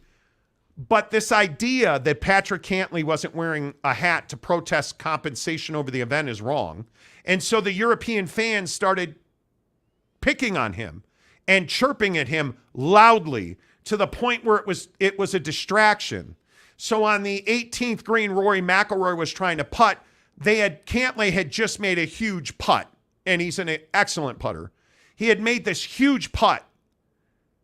And so his caddy was waving his hat at the stands because all the fans had been waving their hats at Cantlay to taunt him. And Rory McIlroy got upset about that. He said it was distracting him. You're standing in my line waving your hat. And it spilled out into the parking area, and it was a whole thing. And so half the U.S. team on Sunday didn't wear a hat to support Patrick Cantlay. So yeah, the Ryder Cup was awesome this weekend. Agreed. If you didn't see it. Totally. I thought it was spectacular. Best drink ever. Take a watermelon buckshot and add it to a large glass of sweet tea. It's amazing. I'm for real. I did not realize that you were putting your buckshot in sweet tea. That's awesome. I love that. I absolutely love that. J.K. Marshall, I think Cantlay is okay. He's just kind of a red ass. Yeah. Is what it comes down to. Casey Anthony for $2. A caddy should never interfere with another player. It wasn't, Joe LaCava wasn't necessarily interfering with the other player. The problem was the fans, and Rory had nothing to do with it, admittedly. But Rory was in that same group.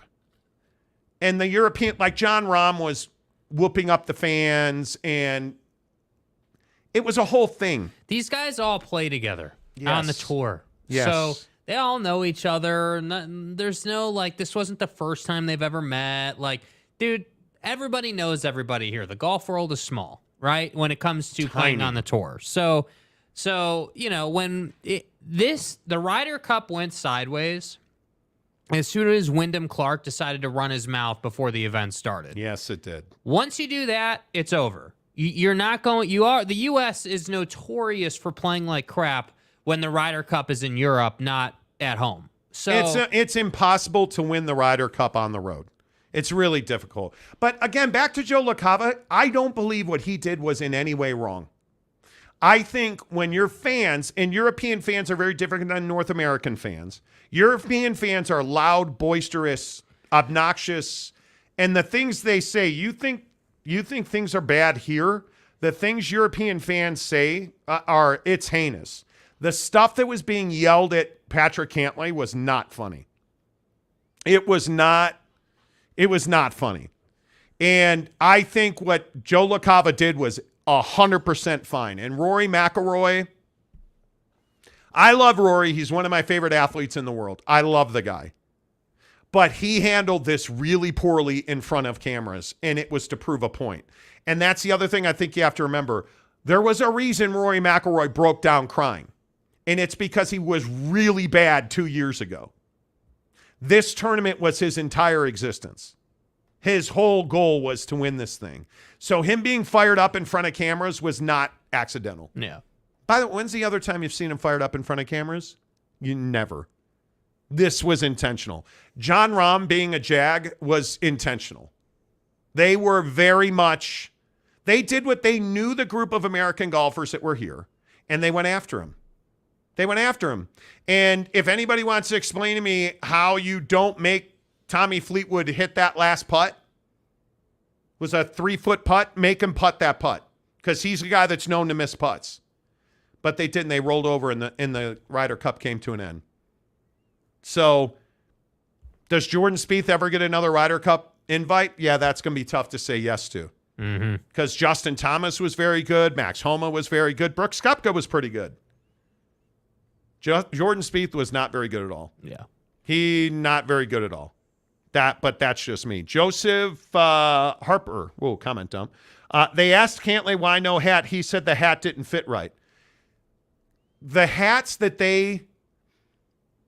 and Cantlay's a Nike guy. Nike makes him hats, as we know. Cantlay's got he wears a 7 3/4 hat. I'm a guy that wears a size 8 hat. Trust me. Can you measure it? I wear one kind of hat. It's a New Era 5950, or I don't wear a hat. Because when you wear, and being honest with you, the gear that they gave to the U.S. Ryder Cup team, it's not good gear. The hats are snapbacks. There's one that's got a rope around it.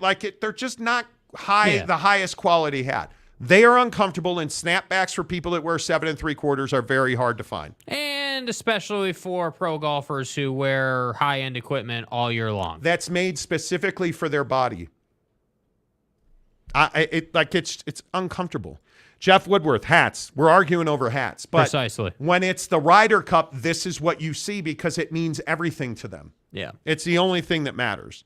Dakota says American golfers are clearly all cattle and no hat. Dude, they got pushed around. Yeah, dude. They got pushed around. And I have no idea why Zach Johnson's the captain of this team. Well, that'll never happen again. Yeah, I don't understand it. The leadership was, in my opinion, poor. And I don't know why Tiger Woods is not the captain of this damn team. Because the guy can't really play. He will be in the future. That might be Fred true. Couples should have been the guy here. Fred Couples should have been the guy. Casey got away with it, says Monty with the massive melon. Boyd Lake, the SEO king of America, says, I'm a 7 5/8 hat guy. I'm an 8. Is what it is. Raider Mark says Rory, Roary. Luis, what's up, my guy, Capazzo? Good hell, Monty. That is one big head. That's what she said. Cock. Dude, you know how difficult it is for me to find hats? I'm looking for a Chicago Bears hat, a specific one. Can't find it. Because when I find a hat that's comfortable, I ride that hat. I wear it. I have a navy blue Bears hat with a script orange bee on it that is so comfortable. But now it's got sweat stains on it, and I never play well. I have an orange Bears hat with a script blue bee on it. Never play well when I wear that hat. Yeah, neither is Justin Fields. Thank you. You're not very friendly. Jeff Woodworth, big hat equals big head. Yes, it does. And a big head means you wear big socks. Salty Drunk, stop crying, USA. USA was not crying. I don't even disagree that Team USA was soft this year. I mean, and by the way, while we're talking about Team USA, Salty, did you see what Kevin Durant said today in Media Day? Oh, yeah, he's playing in the Olympics. So hope Team Australia is bringing their best players. Kawhi Leonard said, I'm playing. I am playing. They're ready. Jim Choi, Cantlay and Scheffler going to live soon. Well, I don't think anybody's going to live soon because, one, you got to figure out what's going on with Live and the PGA merger, if it's going to happen, how it's going to happen. But two, look how many guys didn't play on the Ryder Cup team. Because of that. And I think that was a real shot over the bow. I do. Snapbacks in general are blah. Yes, they are, OG Carey. Thank you. Mike Smith, guys. What the heck are we doing here? This is college football expansion show. Why are we spending so much time on golf and golf hats? Sarcasm off. Thank you. All right, let's get to our prize picks because tonight's a big one. Seahawks at the Giants, 8:15 on ESPN and ABC. I feel. See, I don't want to say. Don't. I'm going to lose tonight. How about that? Here are my prize picks. So the way prize picks works, you guys, super easy. So you go in the description below, in the description here on YouTube or this podcast, click the link, and it'll download right to your phone. And then the promo code Monty will already be embedded. And what that means is that you get 100% deposit matching from Prize Picks. And the proposition is always more or less. That's the question you have to answer on every selection. So DK Metcalf, 33.5 receiving yards in the first half against the Gents. I picked more than 33.5 receiving yards. Daniel Jones going against one of the worst passing defenses in the National Football League. Because it's garbage. 230 yards total tonight. More or less? I picked more. Bobby Wagner. Linebacker, Seattle Seahawks, 7.5 tackles and assisted tackles. More or less? I took more. I'm for real. Jason Pinnock. Now, he averages 8 tackles a game going against the Seattle Seahawks. I'm going to say more than 5 tackles and assists. Ain't ducking, no smoke. And then this is the one that is terrifying to me. Darius Slayton, UMFer. New York Giants wide receiver, who is a receiver of footballs. 40.5 receiving yards total. I took more. Hey, look here, man. Damn. You better hope he gets a bomb. If all 5 of those hit, I get $250. Pimp juice. Pimp juice. After this weekend of golf now, I should also say, shout out to my guy Darren at Canyons Golf, because finally, after many, many weeks of consternation, consternation and pain. Prize Picks. Darren Ingram up at Canyons, a teaching professional, my guy. The changes are finally starting to set in. I'm starting to figure it out a little bit. Venice Parade. Soon, I'm going to be in the Ryder Cup in 2 years. Venice Parade. I mean, I'm amazing. I've played my first round under par this weekend. Yes! Now, granted, it was 9 holes, par 33, shot a 31, chipped really well, actually putted pretty well. I had a chip hit the hole and bounce out. It's coming along. The driver, dude. Okay, real quick story, and then we'll get to Jake's prize. I go to the driving range, and I spend pretty much. We went to the driving range. I spent 40 minutes hitting my driver. Right up the middle. Right up the middle. Right up the middle. 280. Like, and all the chicks are standing around. Stay hard. Right? Like, everybody's watching me like, God damn, look at that boy. Yeah, Corvette, like, like V12 engine, just driving balls off the freaking face of the earth. Balls. Yeah.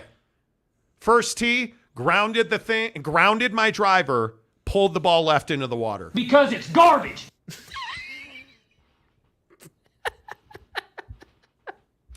Okay. Makes me want to puke. We'll re-hit that one. Yeah. Ball on the tee. I don't really get it. Now, the good news is after that slice, pulled out an 8-iron, dropped it within 5 feet of the hole. Macaque. Stay hard.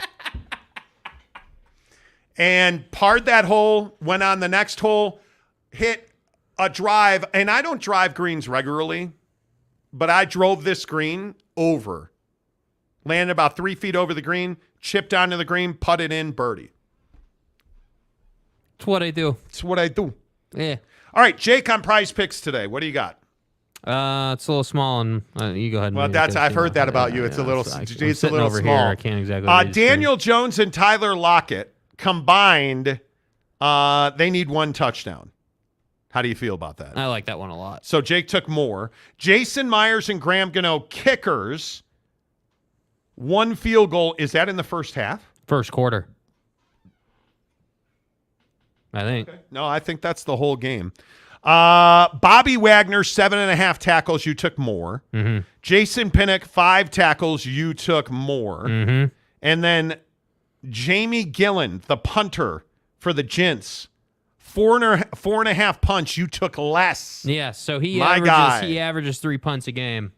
Okay. And 4.5 felt a little aggressive. I'm down for this. Especially at home for the Giants. I'm telling you, this is what Prize Picks is all about, you guys. By the way, Yeah, 5 picks. If I hit on all 5, I win $300. Let's go. So is that Jason Myers, Graham Gano for the game or the quarter? Quarter. First quarter. First I see quarter. it. NFL 1 first quarter, yeah. There it is.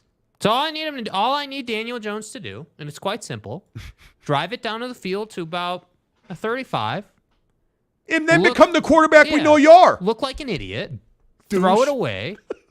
Bring the kicker out. Little chip shot. And we're good to go.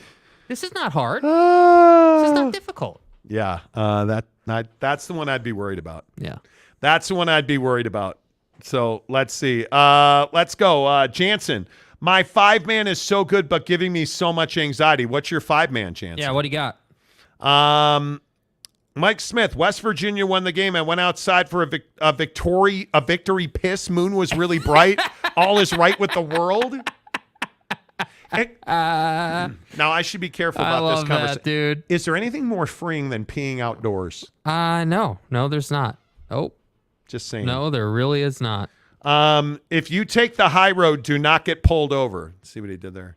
To Todd Father, DK Metcalf is 68.5 receiving yards now on Prize Picks. Jealous how you hit that one. Yeah, that's what they all say, dude. Ask your mom. Yeah. But I think I've hit it every time. I mean, I'm almost like Notre Dame. I'm sorry I had to. Yeah, dude. I mean, you tee it up like that. Now, what do you expect us to do? But the thing that I would caution you about is some of these games. Mm-hmm. DK Metcalf should dominate against New York. 100%.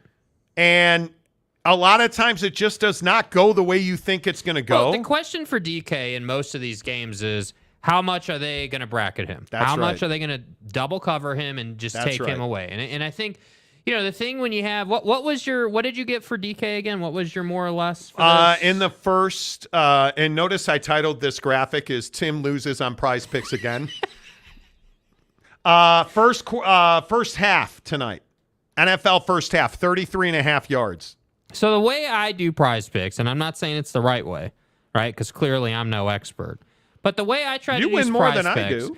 Yeah, I look at, so I'll go like for DK, right? I'll go to ESPN.com, Seattle Seahawks, team stats. Just go to team stats. For DK, let's go to receiving. He's in 3 games, 15 receptions, 19 targets, right?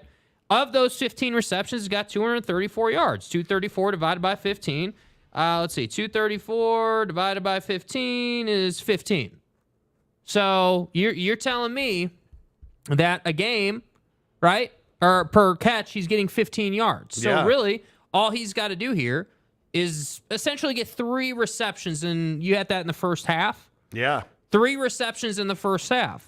Okay. Oh, here's Jansen's picks. Okay. He's got Geno Smith more than 250.5 yards. Okay, let's see how we feel about Daniel Jones less than 230? What does he have, Geno? What does he have? He's got Geno at more than 250.5. You understand that the Seattle Seahawks, dude, are one of the worst passing defenses in the National Flipping Football Geno League. Smith is averaging 245 yards a game through the air. So I'm just telling you. And he averages 7 yards an attempt. So you're going to need 250 divided by 7. Yeah. Yeah, he's going to have to throw the ball 35 times tonight for you to win.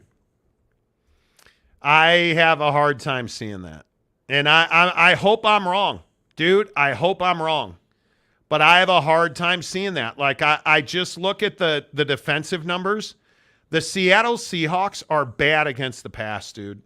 And it's what terrifies me about I was going to take Geno Smith tonight. Mm-hmm. And the Sea Chickens defensively are not good, man. Like, I'm just looking at their rankings, and they're 29th against the pass. So here's the problem on that. What does he have? 35 attempts tonight, or 250.5 for Geno Smith. So you need him to throw the ball 35 times, and right now he's averaging 31 attempts a game. So while 4 more attempts might seem like not a big number, depending on how this game goes, it could be a big number. Because let's say that the Seahawks get out to an early lead. Let's say it's 10-0 at the end of the first quarter. They're not going to throw it as much. They're going to run the ball. But again, worst NFL pass defenses this year. Number 1. That'd be the Seattle Seahawks, 328 yards, 5 touchdowns, and interception. They're giving up 66% completions. Yeah. Daniel Jones is a guy you want to be looking at. The only thing, and I think you're exactly right, Jake, the only thing that gives you hope for Geno is I think that the Seahawks are going to be trailing in this game. Yeah. So he's got Daniel Jones less than 230.5. Okay. Jackson Smith in Jigba, 28.5 receiving yards. He's got more. Okay. That should be fine. Kenneth Walker, 14.5 rushing attempts. More. That's going to be tight, my man. I looked at that one. And then Tyler Lockett, 4.5 receptions. You should be fine. I think the ones you're in trouble with are Kenneth Walker and Geno Smith. Walker, and you took less than 230.5 passing yards on Daniel Jones. Kenneth Walker is averaging 15 carries a game. Right on that line, man.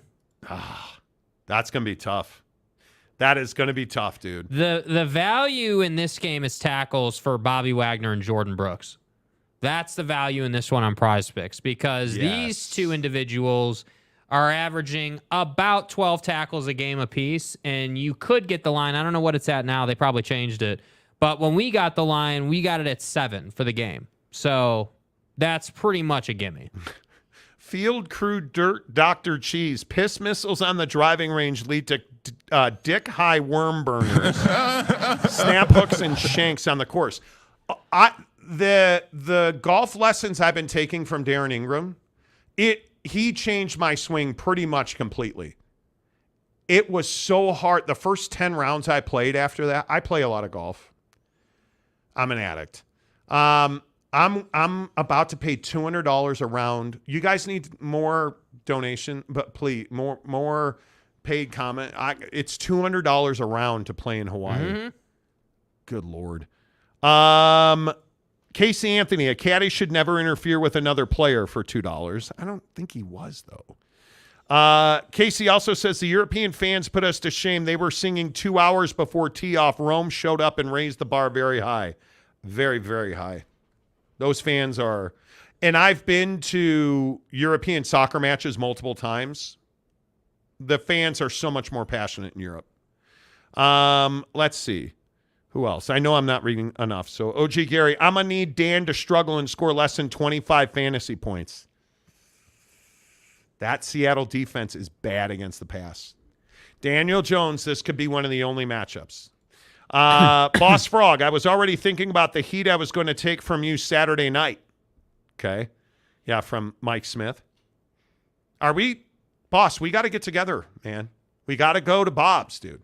Let's go. Mike Smith, Sonny was pissed at the refs, knew he was about to get a flag. Yeah. Yeah, that was rough. What type of driver are you using?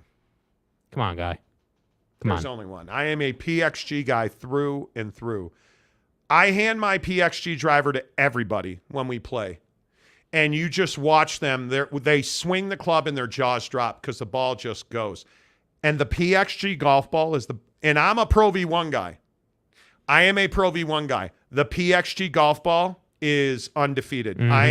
I am an absolute PXG golf ball guy now. Forget it. It's over.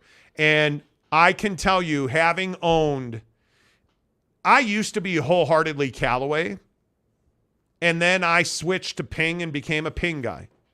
Then I didn't play golf for this. I haven't ever played this much golf that I play now. But I probably hadn't been a regular golfer since before I moved to Phoenix all those years ago. I picked up PXGs, and they're the best clubs I've ever played. Man, I'm telling you, you hit, the best club in the bag there? The 50-degree wedge. Their wedges are unbelievable. You can drop a golf ball on top of a hole with their wedges. I had a Volkey 52-degree wedge that I swore by. And when I say swore by, I swore a lot because I couldn't hit it well. I went and got fit at PXG for a full bag. And they call them sugar daddy wedges.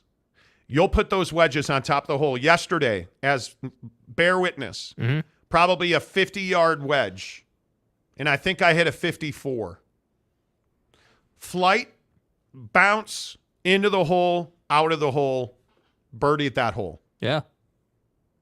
And it's only because I'm hitting the I'm routinely, now with my swing changes, I'm routinely hitting the ball 300 yards off the tee with accuracy. The radius is much tighter. I'm not hitting these high spinners anymore. So I'm driving the ball further. The wedges from PXG, the golf ball, you combine all these things, that PXG golf ball, I just have more control over it. The Pro V1, yes, it goes, but you can't control it. The PXG ball is going further than I've ever hit it, and I have more control, especially around the greens. Yeah, there's no better shot, in my opinion, in golf than the 50 to anywhere between 50 and under 100 yards with a wedge. I mean, you had that one. I had that one on 18 from probably 80. Yes. That I full swung a 56. I mean, probably 4 feet, you know? And just with control. If you want to get better at golf, just go play a little bit and really focus on your second and third shot. That 100 yards and in. I don't hit a lot of 4, 5, 6 iron. I hit, especially on the longer courses, I hit driver and I hit 8, 9 wedges. Yeah. That's it. 8 iron, 9 iron, and my wedges. Yeah, a lot of the holes become the same. It's just the angles, right? Because ultimately, once you figure out the driver, or even on shorter par 4s, like 280-yard par 4, where maybe you're scared to use the drive, not scared, but just like the driver's risky because you may overhit and you swing your 3 or 4 wood, even then you're in the same position. Okay, got 70 yards here, need to put this ball close to the hole to have a chance to birdie it, especially when you play courses like Canyons Golf. That's our home course. You know, we play there every single weekend. The greens at Canyons are a little bit more difficult. They have more rolls in them, tight fairways. Like, you got to be more disciplined. But I hit my PXG 4 wood on what I call the gondola hole, which I think is 13 or 14. I hit that thing about 230. I took a bunch of gas off of it because I didn't want to hit a rescue into this. So I was on top of a hill and on an elevation, and it goes down. So I landed on top of this hill, and I probably 3/4 swung a 4 wood and landed it right on the edge of the green. And PXG is the way to go, man. It's not close. I've never owned a better set of clubs. You guys probably don't care at this point. To Todd Father, 56 beryllium copper, 60 gunmetal. Love my wedges. Yeah. Do it. Damn, tuned into Wedge Talk. Yes, you did, Chuck B. Salty Drunk, I like to refer to Monty as Timmy Tiger these days. Dude, my wife is like, dude, are we really going to pay $200 for a round of golf? You got to get stroked. I don't know if I want to pay $200 for a round of golf. That's terrifying to me. Jeff Woodworth, I don't. Woo! Bless hey now. you, sir. Thank you. I don't play par 4s under 345. What do you mean by that? Everybody plays par 4s. It's just hole dependent. I mean, there are par 4s that are 290, 300. Yep. Capazzo, I use whatever golf ball is cheapest. When you're shooting them at 100, 200 yards, the cost is king because you can't use them more than twice if you can find them after. Well, no doubt. You know how much money I put into golf balls? A lot. And it's getting less now. A lot. Mike Smith, stiffer shaft was a good grip, makes you feel better about yourself. Mm-hmm. We are talking about golf, right? Casey Anthony, the 7-wood is my favorite club. So versatile. Tee, fairway, rough. Okay. Chuck B, 50, 54, then 58. My wedges right now are 50, 54, 60. I just hit the ball. I'm a big dude. I hit the ball far. I hit it a mile. So I have an advantage over most people in that I can overhit an angle. So if I'm playing a dogleg right, I can shoot right over the corner. I can drive the ball right over the corner. So I have a big advantage. Like a 58. Like Jake uses a 56. I don't need a 56 because I can generally hit my 54 as far as he can hit his 56. The difference is, you know what club I don't hit well? My pitching wedge. I don't hit my pitching wedge well at all. And it's something I need to work on, no doubt about it. Tyler Bell, I'm a big BYU fan. Slovis and Roberts both admitted the TD pass was an accident. I wouldn't use it as evidence that Slovis is great. But here's the thing I would say. If you get sacked there, what's the end result of that? Think that through. In that situation, then there are no accidents in football. No. So he makes a play to get away from the linebacker, slides his feet, and you know why I think that throw was so incredibly important? The footwork and the arm angle were there. If he's throwing, it would have been easy to just throw a lame duck up in the air. Yeah. He didn't do that. Just fling it. He set his feet, and he let go of a really good pass that could have been caught by either BYU receiver in that area. But he put it in a place where Roberts was able to catch it and keep going. That's why it was a touchdown.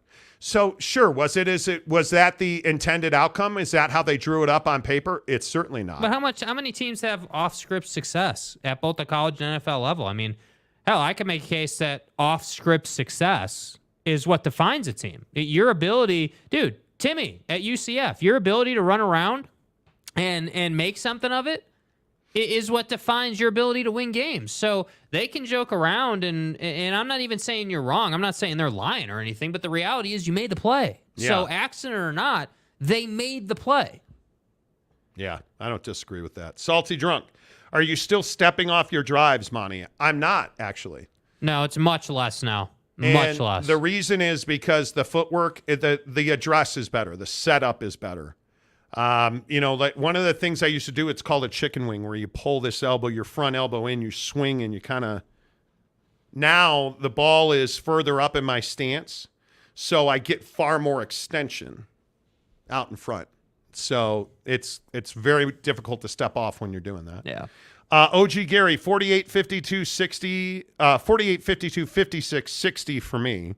The 60 is becoming a much more valuable tool in the bag now. It is really good. Speaking of which, I got a brand new bag over the weekend. Mm-hmm. A nice. PXG Deluxe cart bag. Thank you very much. Jeff Woodworth, 56 from the sand by the green. Yeah, I have more success with the 56 out of the sand than I do the 60. I'm with you on that. Yeah, I agree. Jansen, when I get the money, I'm going to need a whole list of what clubs to get. I use my grandpa's old ones because he just got brand new ones. Got to get fitted. Yeah, that's the thing. The fitting will help you figure out what you need and what you don't based on your natural swing. Yeah. Jeff Woodworth, son asked me when he should use his 3-iron. I told him only if someone's breaking into your car. I can't imagine a need for a 3-iron. Yeah, I mean, when you're playing well, you really, honestly, and especially for those of you who are playing a lot, dude, you should be able to be 9-iron and in if you're playing well. Like, there are very few times, 8, I guess sometimes, but if you're playing well, like if you're driving it well, you really shouldn't be more than 130, 140. And we've played a couple of nearly 600-yard holes. Yeah. That's when your hybrid rescue comes in. Mm-hmm. But I hit my forward so well, I can hit my forward regularly 250, and when I get it, 270, 280. There's not a lot of need for me to hit low irons. Yeah. Though yesterday, man, it was windy yesterday. I hit a 6.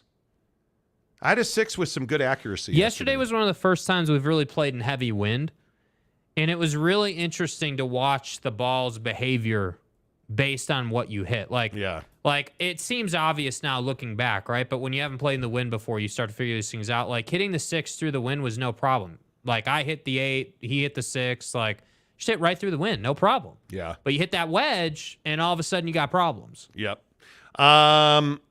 We're really talking golf on the show today. Yeah. The Todd Father, a 3-iron struck well is low controlled for me anyways, but I know a lot of people can't hit them. I've learned it's all technique, man. It's so funny taking lessons. And again, if you're in Utah, Darren Ingram, Canyons Golf, best instructor I've ever worked with. taking the stress and tension out of your hands, wrists, and arms, game changer for me. Game changer. And now the ball just goes so much further. I can't imagine ever needing a 3-iron. Yeah, unless you want to hit it off the tee, just generally speaking. And I'm spoiled. Admittedly, I'm spoiled. But it's because I can hit my 4 longer than anybody can hit a 3. I mean, I'm able to out-hit a lot of clubs. So if you're going to play, we play with people who need 3-wood at 200 yards. That's never going to be me. Yeah. Hopefully. It's never going to be me because if I'm hitting a 3-wood at 200 yards, I'm probably hitting a 7-iron. Depends on the hill. The condition, the slope, where the flag is on the green. It really That's why just I love depends. golf, though. There's so many factors to play in every shot. OG Gary, I love my 3-iron as well, especially off the tee. I rarely use my wood. Hit my 3 there nice and tight, too. Yeah, see, and that's the preference thing, too. A lot of people prefer long irons over the wood. And I don't. JK says I use my 1, 2, and 3 quite often. No lie. Are you serious? I couldn't imagine that. I could not imagine that. Chuck B, 3-iron off the tee when laying up to avoid Arroyo, 200 yards plus longer par 3s. Longer par 3s are a menace. Longer par 3s are a menace. 200-yard par 3s. It's tough, bro. It is very difficult. That is one of the more difficult holes in golf. The 2 to 5-iron are mostly handy to keep with you to throw when you are mad, so you don't F up ones of your useful clubs. I've occasionally pitched a club here and there. Everybody does. Boyd Lake, Keaton Boyd Lake. I'm so proud. That's right. You named your grandson, or your grandson was named after Keaton Slovis. I want a 2-iron. I don't. Tanner Plummer, I was thinking naming my son Carson after Carson. Tanner. Dude, what are you doing? What happened? Donovan wasn't available? Tanner. Don't do it. You can't do that back east. Grass is higher. Out west, you can go with more. You can. Jeff Woodworth, 3-iron from bump and run out of the woods. Absolutely. Yes. Absolutely. Yes. If you have the skill set to do that, no doubt about it. No doubt about it. I think that's amazing. So not even God can hit a 1-iron. I don't even want to try and hit a 1-iron. Oh, dear. Oh, my. I don't. J.K. Marshall, yes, ping 1, 2, and 3 straighter than my driver 3-wood. Really? That is it's wild. all about the swing, dude. Giggity, why not Donovan? See? You brought this on yourself, Tanner. Yeah, dude. Damn, Eagles fan, exactly right. Salamini, I use my 1980 Persimmon vintage clubs with the matching leather bag. You do not. Stop it.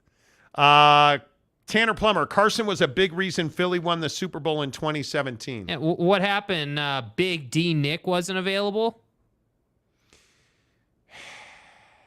No, I'm not doing this. I'm not playing this game with you, sir. It became personal with me. We're not doing this. No, we're not. And Donuts, my secret wintertime course. Dan Zante Bay, Loretto, Baja Sur. Ooh, Baja Sur. Jansen, my drive and putt game is absurdly good for someone like me who doesn't get to golf all the time. But when I'm in the fairway, I either hit the ball good or dunk it in the water. No in between. Well, but what was your problem with irons? Jake used to dig 12-foot deep divots with his irons. Yeah, dude, I was a freaking D10 dozer. But now you work through it. Now you work through it. I always shank my wood regularly. Yeah, shanking your wood is really one of those deals that, every guy goes through in life, Shank your wood. Yeah, see what he did there? Shank your wood. Hour number 3 of the Monty Show. Flying by today, by the way. Hour number 3 of the Monty Show presented by TryDayTrading.com. TryDayTrading.com. Mrs. Monty is in the program at TryDayTrading.com. And you guys, I appreciate everybody that sends me their messages about how great the program is. And I'm telling you now that after you hit the like button and hit subscribe on the show, I'm telling you now, you guys, Tri-Day trading is absolutely the lifestyle that you've been looking for. If you're somebody that, hey, one of the guys that recently joined Tri-Day Trading from the show was saying, hey, I was stuck in a family business. I never thought I was going to get out. I didn't want to do what my parents have done. TriDayTrading.com. And he was able to do it because he spent the $10 charitable donation to get the 30-day trial membership. That's the key to it. They know they don't have to convince you, because once you sign up for the 30-day trial membership that costs you $10 and it goes to charity, once you sign up for that, you get assigned a day trading coach who's going to walk you through the program. He's going to work with you step by step. You're going to see the education, the systems, the processes, the algorithms. They're going to teach you how to make a ton of money day trading. Their graduates who trade on a full-time basis make $1,000 a day.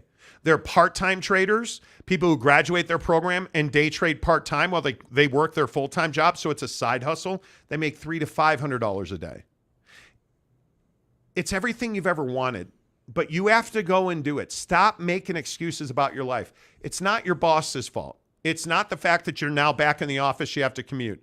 It's not the fact that you're stuck in your family business or you hate your job or you're in credit card debt. Those are all reasons, not excuses, right? Go and do it. It'll change your life. And if you can't spend $10 to see what the rest of your life could look like, you probably don't want it that bad. You don't. If you don't want a $10 tax write-off to see the rest of your life, you don't want it that bad. But when you're ready, go to TryDayTrading.com/Monty. Sign up for the 30-day $10 trial membership. I promise you, you will not be disappointed. And at the end of that 30 days, if it's not for you, hey, man, let's move on with our lives. It's not for you, and that's fine, because there's no commitment other than that $10. I'm telling you, nobody ever gets out. TryDayTrading.com/Monty. The biggest stories in sports today. I don't think there's any doubt this weekend in the Big 12 was transformative.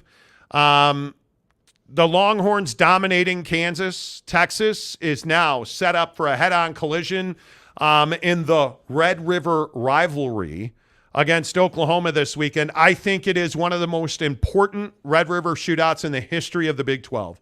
I think it is one of the biggest games in the history of the Big 12. And you may think, oh, Monty's just bloviating again. Well, let's be frank about it. What's on the line for Texas this weekend? A bid for the national championship. That's what's on the line. Nothing short of that. If Texas wins this game, it's downhill to the Big 12 championship in Tarrant County. Boy. Straight downhill. It is straight downhill to the college football playoff.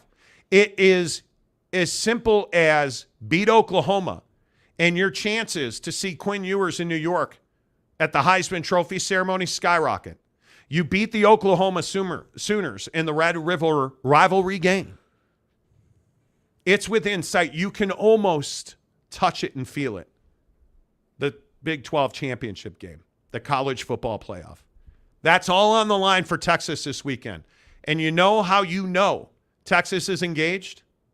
They just beat the hell out of Kansas. Y'all feel me? And as big as that score was, it wasn't big enough. They were that much better than Kansas. That game was never in doubt.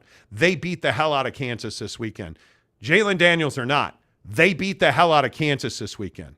And now it's on. And you want to know what else is on the line? Brent Venables is on the line.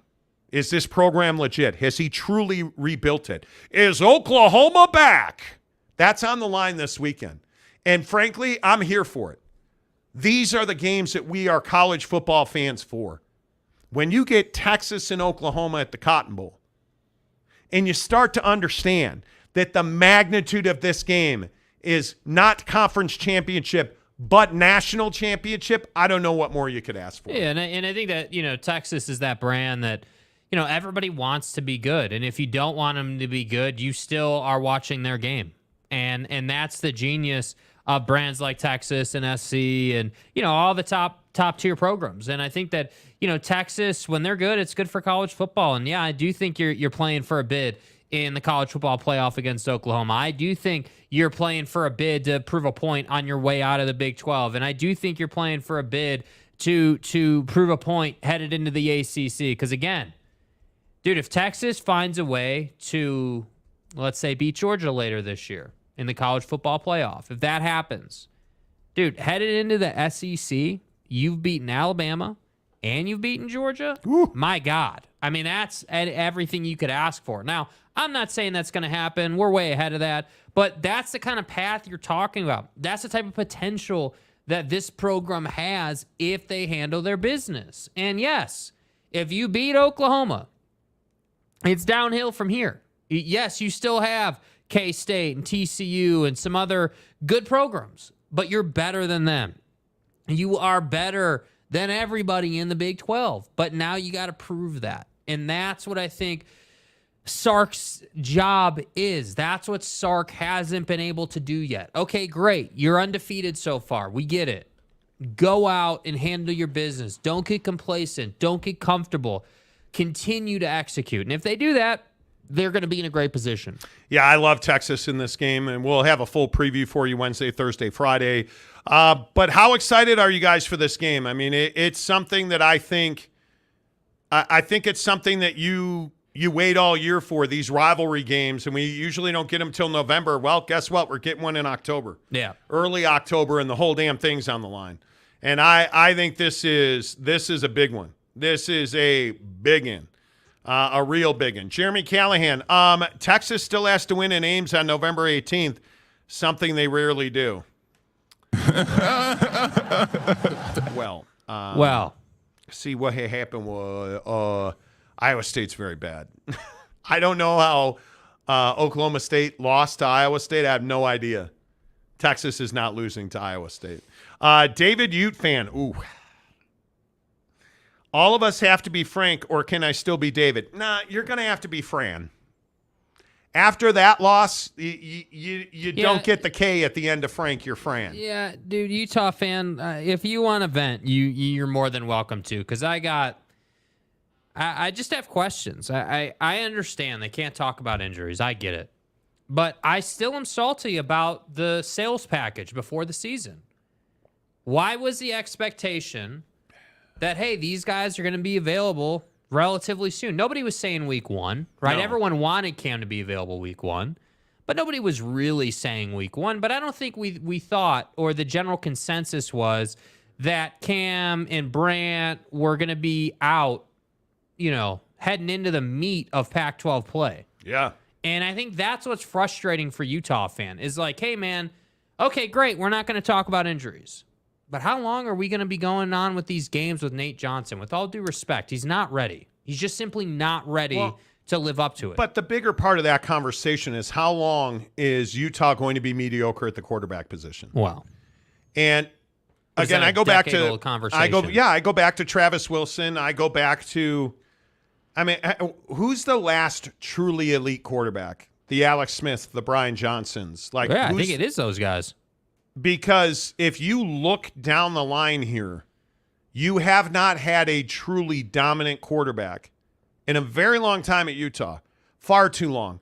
And I love Cam Rising, but the injury now has become a problem. And I think he's that guy that's a giraffe who also runs really well and is physical, but you're never going to be as physical as a downhill running linebacker or a downhill running safety in the Pac-12. You're just not. And we're learning now the hard way that this is a really physical league. And you have to be deep. And I'll be honest and say that Bryson Barnes and Nate have been very disappointing. And it's no longer a question of, do you have receiver talent? They have receiver talent that's emerged. But you have an injury problem here, because it wasn't even Cam being out. It was Jaquindon Jackson being out that was also part of the problem here. Yeah. Right? So you're not at full strength. But again, to answer the question directly, the quarterback problem remains a problem. The quarterback position remains a problem at Utah. And until that's addressed, we can have all these, visions of grandeur about Utah running through the Big 12 next year. It's not going to happen, because you're not better at the quarterback spot than most teams in this league. Because I can tell you, the newbies coming in, Arizona put up a hell of a fight this weekend. Arizona State, I have to think they're going to be better year on, year on, and year on.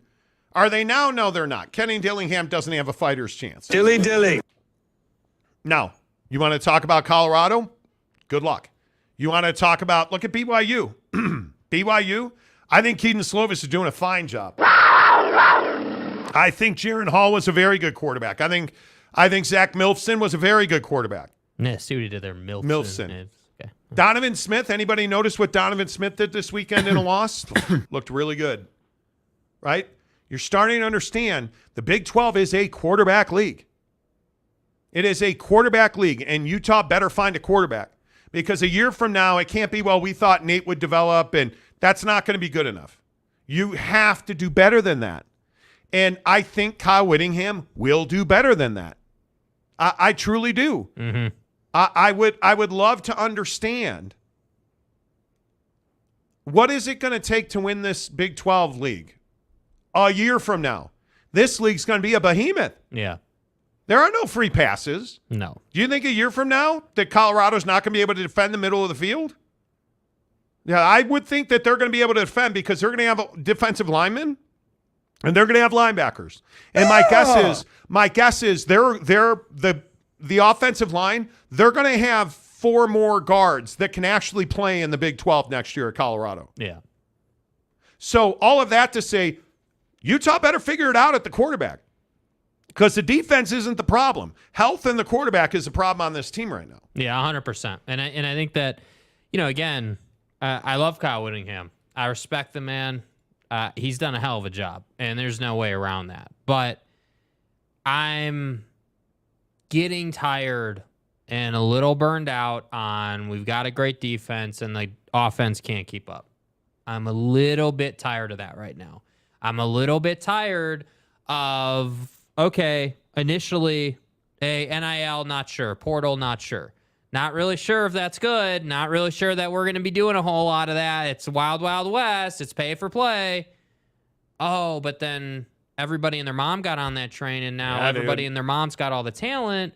And clearly, on the offensive side, you're behind. Yes. And so, again, hear me clearly. I'm not saying Kyle Whittingham's a bad coach because he's not. He's a damn good football coach. And I think he will represent Utah well in the Big 12. But the excuse of, hey, we only have a freshman as depth in the quarterback room because Bryson Barnes isn't quality enough, so we had to go to Nate because he's more athletic, but he's inexperienced.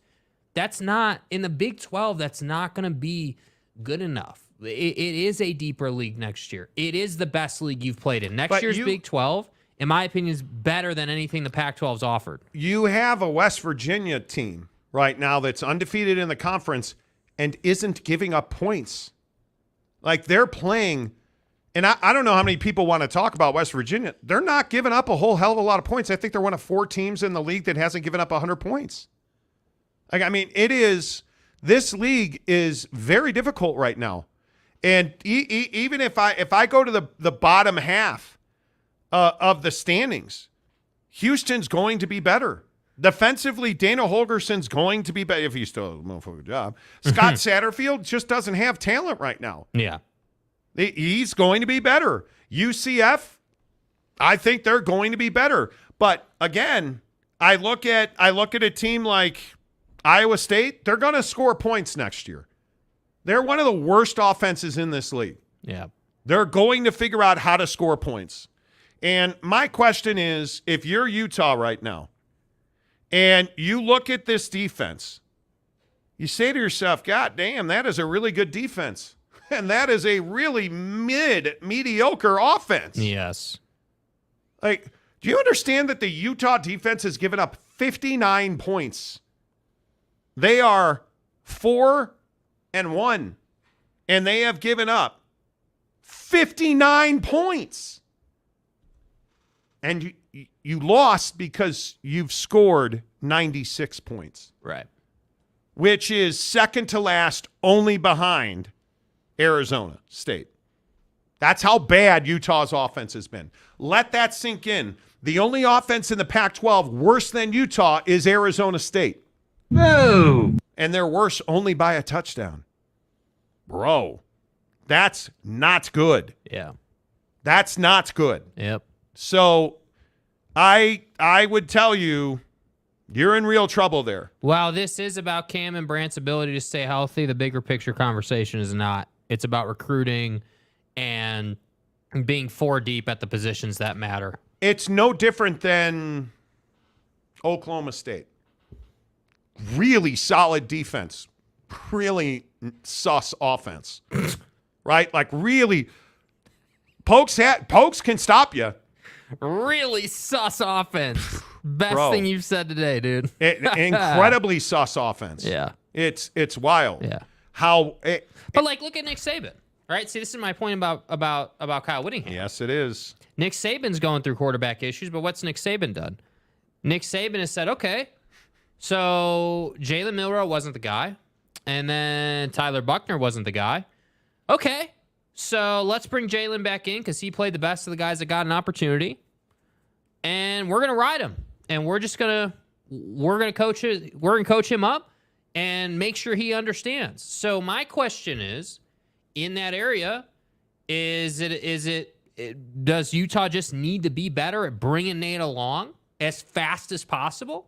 Because he doesn't have a whole season to learn. You don't get those luxuries. There's expectations, back-to-back Rose Bowls, even though you lost. The difference is Alabama's struggling on offense, and they've scored 161 points. Mm-hmm. You've scored 96, and they've played superior defensive talent.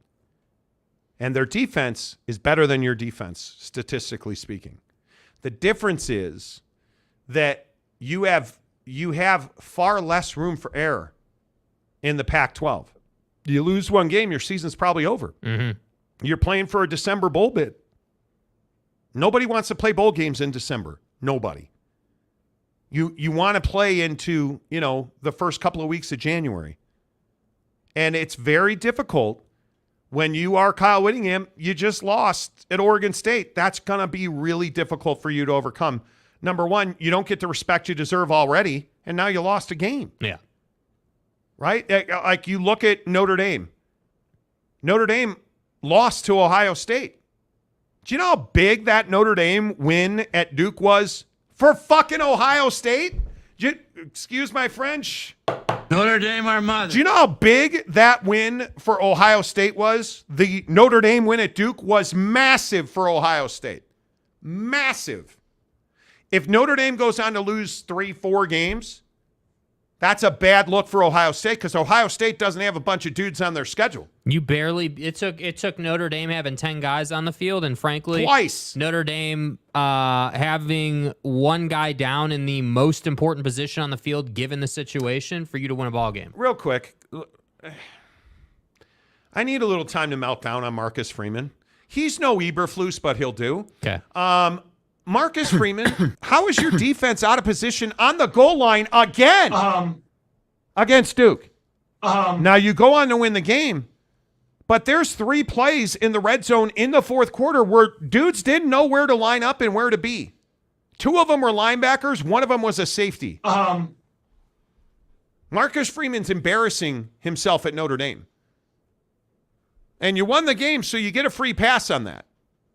But at some point, somebody might want to tell Marcus Freeman, hey, we're not preparing well enough on defense. I want more. We're not practicing goal line and 2-minute defense. Our offense is fine. We have a general at quarterback. Might want to stop some MFers at the goal line. Like, what are we doing? You can't have when your feet are in your own end zone, you can't have guys running around trying to figure out where they're supposed to line up. And you had 3 guys moving when Duke snapped the ball. Come on now. Be better than that. Be better than that. And I understand it's a difficult job coaching football, but maybe you just need to get a 6-pack of free buckshot from BuckedUp.com. Maybe that's how we fix Marcus Freeman's problem. Seriously. So, okay. When I transition and stuff to free buckshot samples, you guys, I tell you every day on the show, BuckedUp.com. Use the promo code Monty20 to get 20% off at checkout. Look what we got for you today. So many people are like, hey, samples. Okay. Pimp Mama Daddy, dude, Sky, Monty, over here on the showroom. I came through. I got you guys the hookup. In the description below, there's a link where you can click to get 6 free buckshot samples sent right to your front door. Here's what I'm asking for. We need... And really what we need in the entire month is 100 people to go and get buckshot samples just for the entire month. There's 334 of you right now watching the show. In the description below, go click the link. Can we do 100 today? Let's go. Free. It's free. Go get 100 samples right now today. If 100 people... Oh, you don't tip the show? Because you don't want to? Go get this. It's free. Go get free samples. 6 free buckshot samples sent right to your front door. We would love to do 100 of these in the month of October. Let's hook it up because I just can't evangelize enough for the quality of the product that is Bucked Up and Buckshot. It is a game changer for me. I use it every single day. You guys see me take it on the show. And it's energy shots designed to help you have your best days, even when you are busy. When it's not your best day, you don't feel good. Buckshot changes that. And it's because you're using high quality ingredients that just make a great product. And what Buckshot does for you is you drink it, it's naturally derived caffeine. So you're not getting a bunch of crap that you're swallowing. You're not getting a ton of sugar that you're taking in, because I think we all know you're either putting good stuff in your mouth or you're putting bad stuff in your mouth. Do with that statement as you will. You're either putting good ingredients in your system or bad ingredients. When you trust Bucked Up, you know you're getting really, really good ingredients that make a really, really good product, and they want to give it to you for free at buckedup.com. Click the link in the description below. Get yourself some free buckshot samples. Let's do 100 for the month of October. And hey, when we get there, let's get crazy and do 500. I don't know. Go hook it up right now. Use the promo code Monty20 to get 20% off at checkout, or just get the free buckshot samples, my friends. Yeah, take a picture. Send it to us. Yeah, you never know. I am so excited. By the way, our winter promotion is around. Dude. It's around the NFL. It's cooking, right? Like, so we got the pot on the stove. You know, the water's boiling. Yeah. Yes, I salted the water this time. You know, the pasta's in the water, and we're almost ready to take the pasta out of the pot, man. It's almost time. Man, I haven't had pasta in so long. You guys got to wait. I am so excited to announce our winter promotion. It is going to be amazing. We coming. Let's see. Boyd Lake, wait, I thought you said Buc-ee's. I got excited. Buc-ee's. You can call them what you want, man. I sifted through all that. Big Blue Horses. Call Utah's offense ugly as being kind. It's like telling a girl she has a sweet personality. Utah offense is horrendous, abysmal, horrific, and disastrous right now. I think that's a little excessive. It's in shambles. It is in shambles. There's no doubt about that. There is no doubt about that. Mm-hmm. But when you look at and you understand the difference with their defense, and you say to yourself, okay, well, what if they had a Shedeur Sanders-style quarterback? It's a game changer. But Kyle Whittingham, dare I say, has never had. In the last decade, he has never had a Shedeur Sanders-style quarterback. And we all know why. Because Utah is not offensive, it's defensive. And they always put their best talent on defense, which is why they have so many defenders in the NFL, and I don't hate them for that. Yeah. But you got to have competent offense. Tarrant County boy says, sup, fellas? Sup, dude? Late but present. Good to see you. Good to see you. Always a pleasure to have you. Patrick Malone, I know it's not college football related, but do you know if there's any plans for the Jazz Plus package that allows out-of-market fans? Nope. That's called NBA League Pass. Nope. A lot of people have asked us about this, and we're going to get to NBA here in 6 minutes. So we have to talk about Jimmy's Maine. The Utah Jazz announced something called Jazz Plus, which is only for the state of Utah, a small corner of Wyoming, and a little bit of Idaho. Mm-hmm. There is only one other place you can watch Jazz games, and it's called the NBA League Pass. That's it. And if you are not in Utah, essentially, if you don't live in the state of Utah, you're not going to be able to get Jazz Plus. Nor should you be able to. So I think you just it's a bummer, Patrick, but I appreciate where the question's coming from, no doubt. Big Blue Horses, Buc-ee's rule. Yeah, they do. I'm telling you, Buckshot's a game changer, man. It is just so it's an elite product, man. Yep. And that's why they want to give it to you for free, because they know it's not one of those supplements you have to wait you just feel more mentally, because it's caffeine and brain food. Yeah. That's what it is. Look at all the energy we take it. We took it 2 hours ago. Yep. And I'm ready to run through a brick wall. Gonzalez, Ohio State game and the Duke game. How is there any wind left in the sails at this point, man? Yeah. Notre Dame has competed. They compete, and Sam Hartman, that dude, I'm telling you now, he's the entire team. They are behind him. It is how they are ranked 10th in the country, I'll never know. Because their strength of schedule is good, not great. I mean, the Ohio State game is their whole schedule. Right. NC State changing quarterbacks is not good for Notre Dame. But now you've got Louisville coming up this week on the road, and then it's the entire season on October 14th. You want to talk about a team that's got to figure out their defense? October 14th at Notre Dame Stadium, the USC Trojans come calling. Facts. And I'm telling you, and I shouldn't even say this because he'll lose his shit over it, but Jake was exactly right about this USC team. They're going to score a ton of points, and they're going to give up a ton of points. And that Colorado game was wildly entertaining. And again, for all the haters, and I know this is going to upset some people, Deion Sanders is doing an unbelievable job at Colorado. His players did not quit at all, even a little bit. Yep. And it was something to behold to watch Shedeur Sanders put on that kind of performance. I mean, to put up 371 and 4 touchdowns. It's outstanding. And he's doing it week in and week out. Another guy that's going to join Quinn Ewers in New York. If Shedeur keeps balling like this, now he's got to stay healthy. There's a couple of hits in that game that were like, good Lord. Shedeur Sanders is for real. And you look at some of the names that have stepped up in the absence of Travis Hunter. Yes. Hankerson was really good. I think Dylan Edwards is one of the most underrated players in this conference. I mean, Dylan Edwards, Omarion Miller, finally. Yes. You know, Jimmy Horn is a stud. Yeah, I mean, there are guys, Michael Harrison, you know that name. Jimmy Horn, you know that name. Omarion Miller is a guy that nobody thought was going to be anything because of all the issues he's had. He's a true freshman, you know, low-key cat from the Southeast. And Deion called him out publicly. Yep. And let him have it. And all of a sudden, he stepped up and said, okay, time to go. And he went blow for blow with Taj Washington. Yeah. I thought he outplayed Brendan Rice and Mario Williams. This is my point about Colorado. We can all sit here and say that, yeah, they got that ass beat against Oregon, and they did.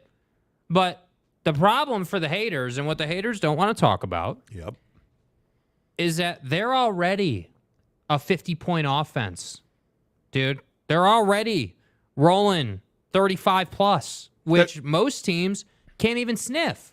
And that's the thing. If they get a defense, and it's not if, they will get a defense. Yes, they will. They are going to be a problem. Now, again, when we talk about beating the best of the best, you know, getting to the college football playoff, that's a game-by-game thing. That comes down to execution. But I'm telling you, in the Big 12, they are going to compete for that conference. I am confident in that. And I would also remind you that they have a primetime game this weekend at Arizona State. And there's a chance that they put 60 on Arizona State. Yeah. Because that offense that offense is good. And the other thing real quick, not to exacerbate the Deion Sanders talk. But while we're exacerbating, yeah. They're better because of Oregon and USC. Go, let that sink in. Let that get into your epidermis. They're better because they've come out of Oregon and USC. They got better because they got their ass kicked at Oregon. They got better because they didn't fold against USC after Facts. getting their ass kicked at Oregon. Did you see him dancing on anybody's logo? Did you see him talking a bunch of junk? No, you didn't. You saw him come out and play football. And in Tempe this weekend, they're going to come out, and guess what they're going to do? They're going to play football, and it's going to be a show because it's warm, and they're going to get after it. I think this is a critical game because I think it gets them to their 4th win. I think they beat Stanford for number 5. I think they're going to get their asses handed to them against UCLA because UCLA's defense, oh my Physical. God. And then I think they become bowl eligible against Arizona. Yeah, they're losing Oregon State, I think. Oregon State's very good. Oregon State is very good. But you'll notice that this is the one game this weekend that will not be on national TV. It's on the Pac-12 network. And you wonder if somebody options that game. I'm curious if somebody options that game. Mm-hmm. Probably not. We'll see. But you look at what's ahead. Yeah.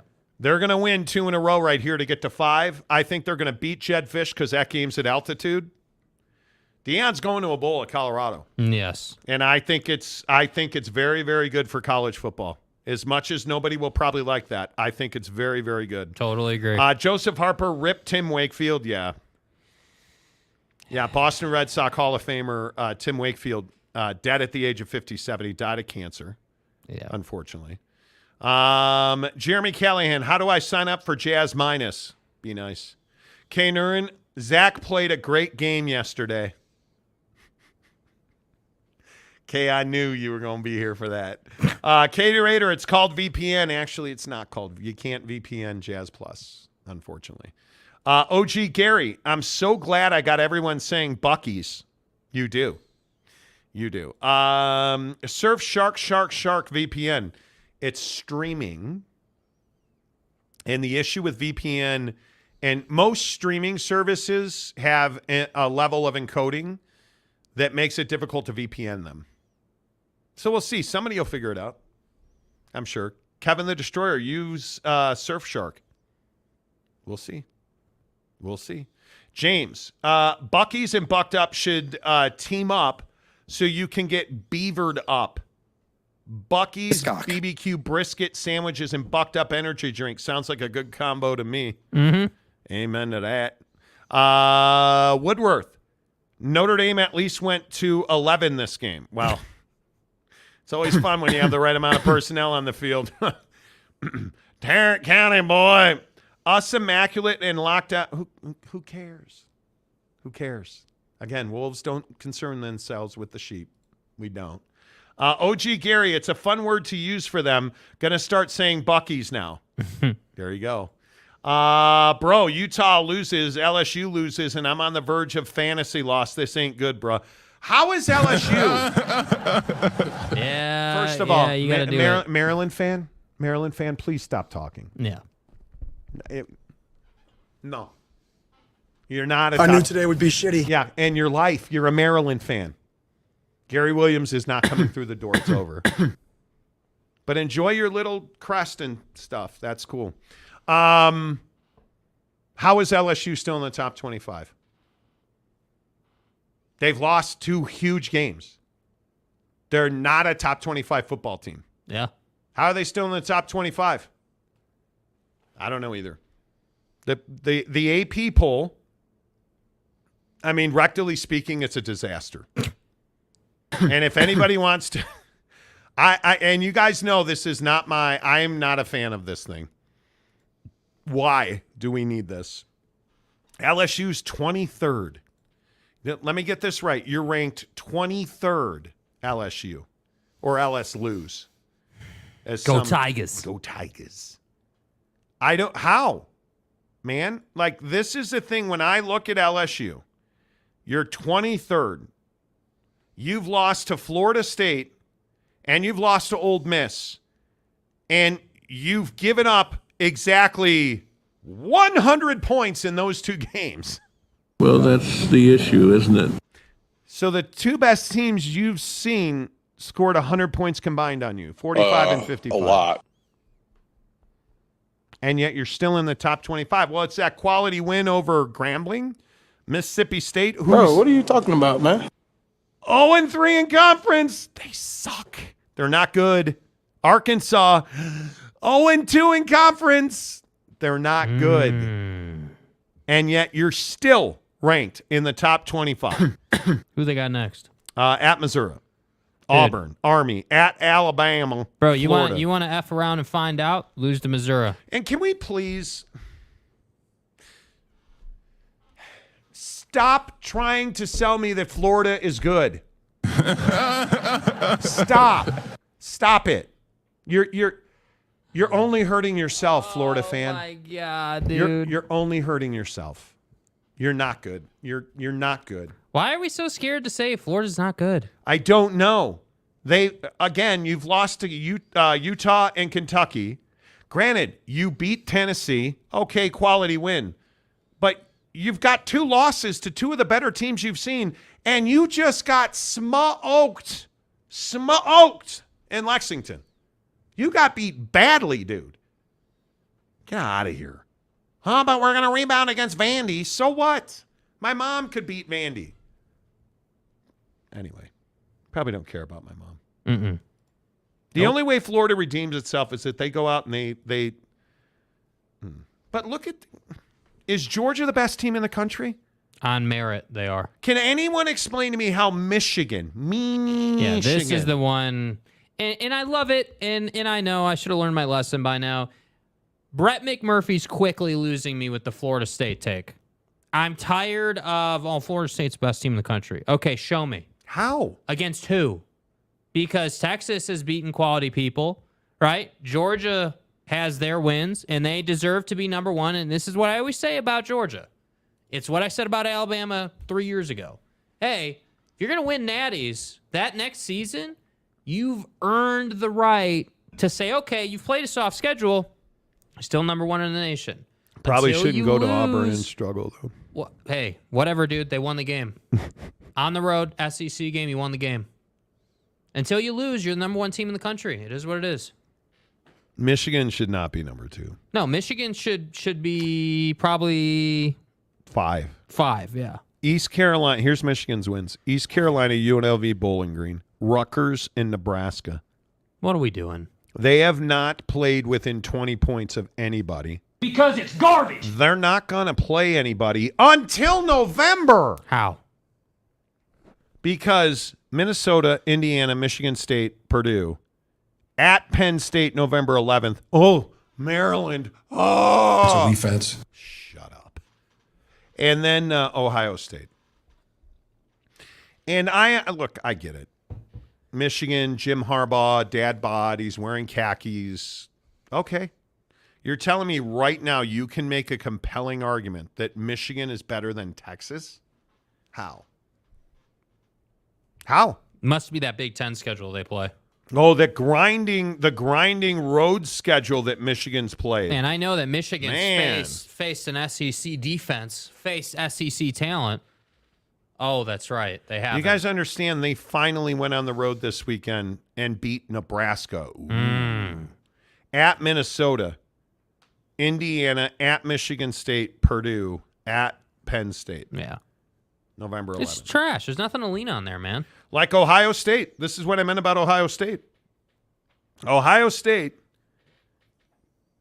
beat Notre Dame after beating Indiana, Youngstown State, Western Kentucky. Now they play Maryland. Maryland fan all pissed off on Twitter. How are we not in the top 25? Know your role and shut your mouth. You're Maryland. Yeah, dude. Come on. You haven't played anybody. Nobody.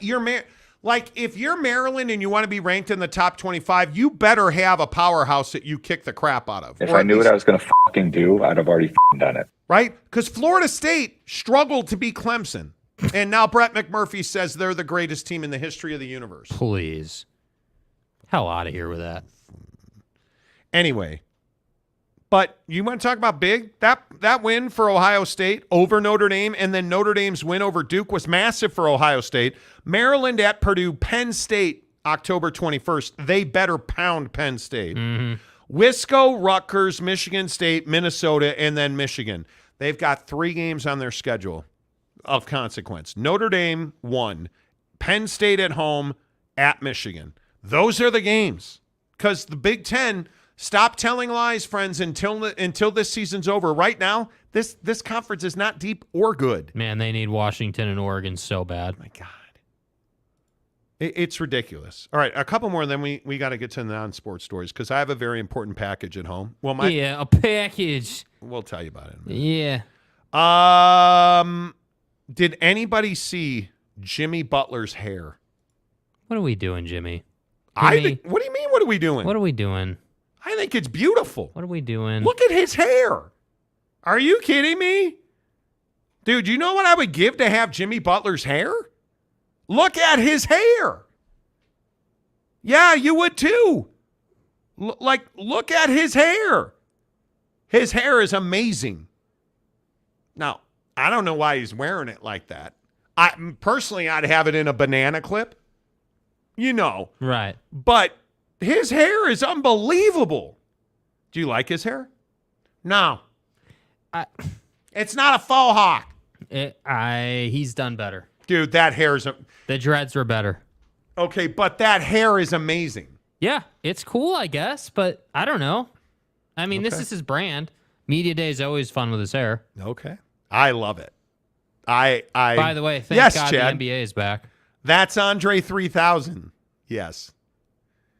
Mike Smith, if I had his hair, I would style it differently. Banana clip. Waves in opposition. OG Gary, Jimmy looks like he woke up Green Day on October 1st. Yeah, and by the way, Jimmy, listen, man. If you're going to roll up to Media Day with hair and do that shtick, don't jump up on the mic and talk to me about how this year's going to be different. You're going to get to the finals, and this time you're going to win. Sorry, bud. I don't believe you. Something tells me that Dame's got a point to prove with Giannis. Something tells me that Joel, without James Harden, allegedly has a point to prove. And by the way, I haven't even gotten to Drew Holiday and the damn Boston Celtics, who seemingly let us down every year. God bless Chris Paul in a ugly-ass Golden State Warriors uniform today. Robert, Jimmy Butler looks like he's using Facebook filters. Right? Lance Johnson, awkward kind of bro love, Monty. Don't care. I love his hair. I do. Matt Ritson, looks like mop heads. I still love them. AAR, that's Andre 3000. It's so good. Andre 3000 is so good. The Todd Father, what are you doing, Jimmy? You're thirsty for yourself. Exactly. He's a little zesty for himself. You know. It just, yeah. OG Gary, Jimmy looks like he rocked out to Fall Out Boy. He does! Straight up. Oh, my God. And it's not even the hair. You know what it was? God. It was the eyebrow piercing he rolled out with, too. That really did it for me. Oh, my God.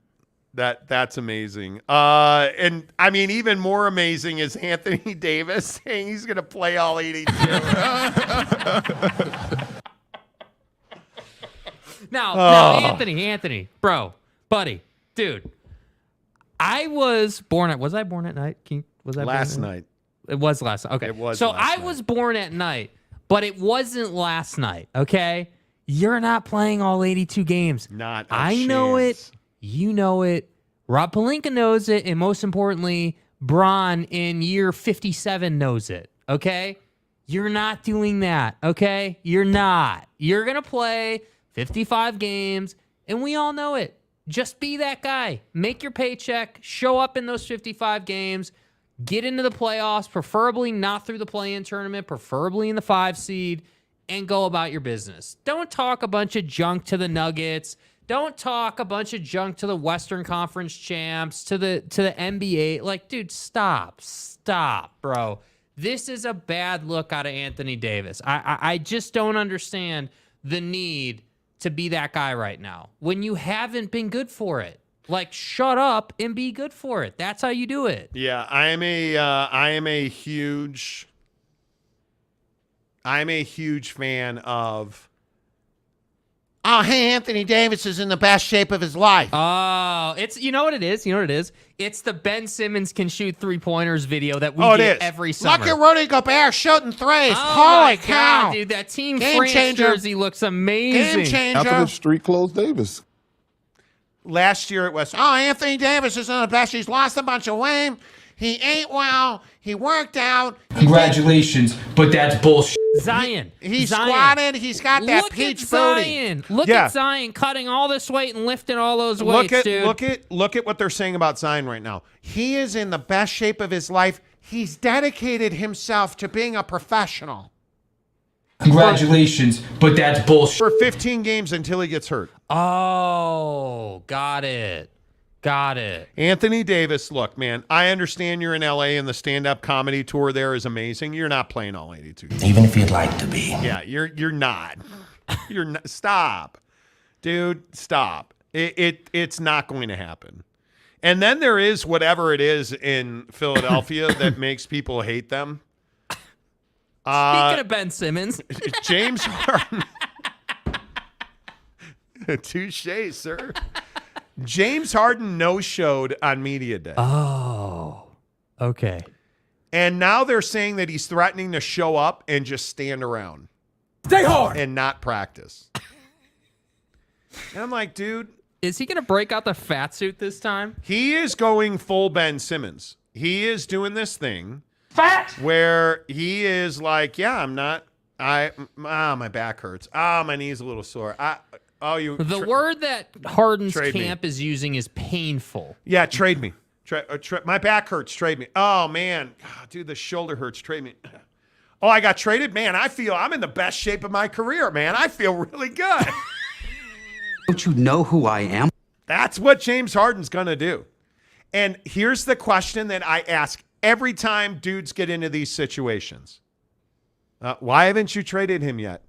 You have to be nice to stupid people. Why haven't you? He doesn't want to be there. You don't want him there. Trade fat ass already. And I love that Daryl Morey comes out today during their media day.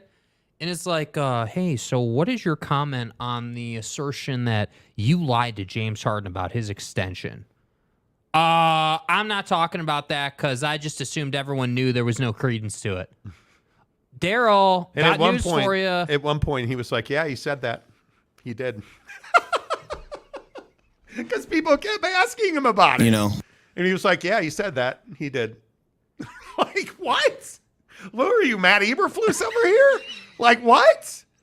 Just say it's an internal issue. I'm not talking about it. Hey, Matt. And I believe the count at the Bears press conference was 22 questions in a row about Chase Claypool. Hey, Matt, why is Chase Claypool not at the facility today? Well, guys. Well, Chase made a decision. So wait, it was on him. You didn't tell him to stay. That's not what I said. Dude. You guys, this is not complicated. When you have a situation that you've created of your own doing, Matt Eberflus, James Harden and Daryl Morey, Ben Simmons, and Dame and the Blazers, you don't talk about each other. You just don't say anything until there's resolution. On to Cincinnati. Hey, Dame is, and what did the Blazers do? They traded him, and then they released a video saying how much they love him and they appreciate him. And once a Blazer, always a Blazer. Absolutely the right way to handle it. That's what you do. You don't Eberflus it and come out and give great detail about how bad you are at handling personnel. What a loser. What you say is, hey, I know James isn't here right now, and I understand that would draw some questions, but guys, this is an internal matter, and I'm not going to discuss it. Mm-hmm. As much as I know you guys have a job to do and you're going to ask me those questions, I can't discuss this situation. It's an internal situation. Anybody who wants to talk Tyrese Maxey? Let's go. Fire away. Catch me outside. How about that? Right? That's it. But no. You got to mock James Harden and say, yeah, I heard that. I just assumed you guys knew it wasn't true. What? Just trade him. You're going to cut Chase Claypool or trade him. So don't talk about him until you cut him or trade him and then say, well, we only talk about, hey, I understand you guys cut Chase Claypool today. Yeah, we only talk about players on our roster. What I just said. That's it. That's all. And, he's on my roster. Yeah, that's an internal personnel issue, and I'm not going to talk about it. Yeah, we're focused on the Jets today. Hey, you guys cut Claypool today. Yeah, we only talk about players that are on our roster. Yeah, we're really focused on Philadelphia right now. It's not hard. It's not difficult. Yet they still mess it up. It's ridiculous. Let's see. Tarrant County boy, James not hardened a softie. Might be. Well, no, the truth is James is not a winner. James is not a winner. I agree That's with that. the reality. That's his biggest problem. I would agree with that wholeheartedly, 100%. You want to sit here and be Mr. Trade Me every 2 seconds that you never win anything. Why? Yeah, Lance. Exactly. Welcome to life as a Bears fan. Well, folks, Chase is an asshole, so we asked him to take a preparation H day.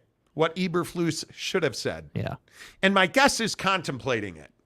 Better verbiage there would have been, well, folks, Chase is a jagoff, so he needed a day off. You know, guys, I was watching this Monty Show, and their word of the day is jagoff, and that's perfect for Chase Claypool.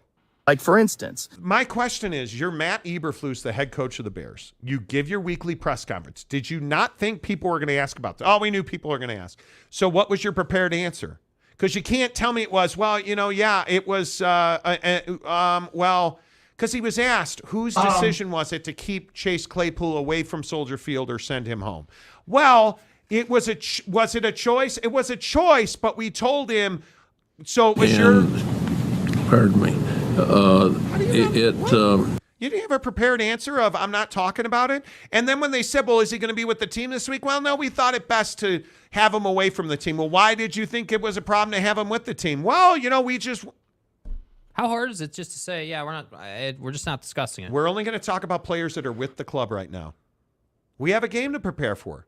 We're going to lose our 15th consecutive game. That takes a lot of preparation. Because the brilliance as a head coach, and this is love or hate Bill Belichick, this is the card he always plays.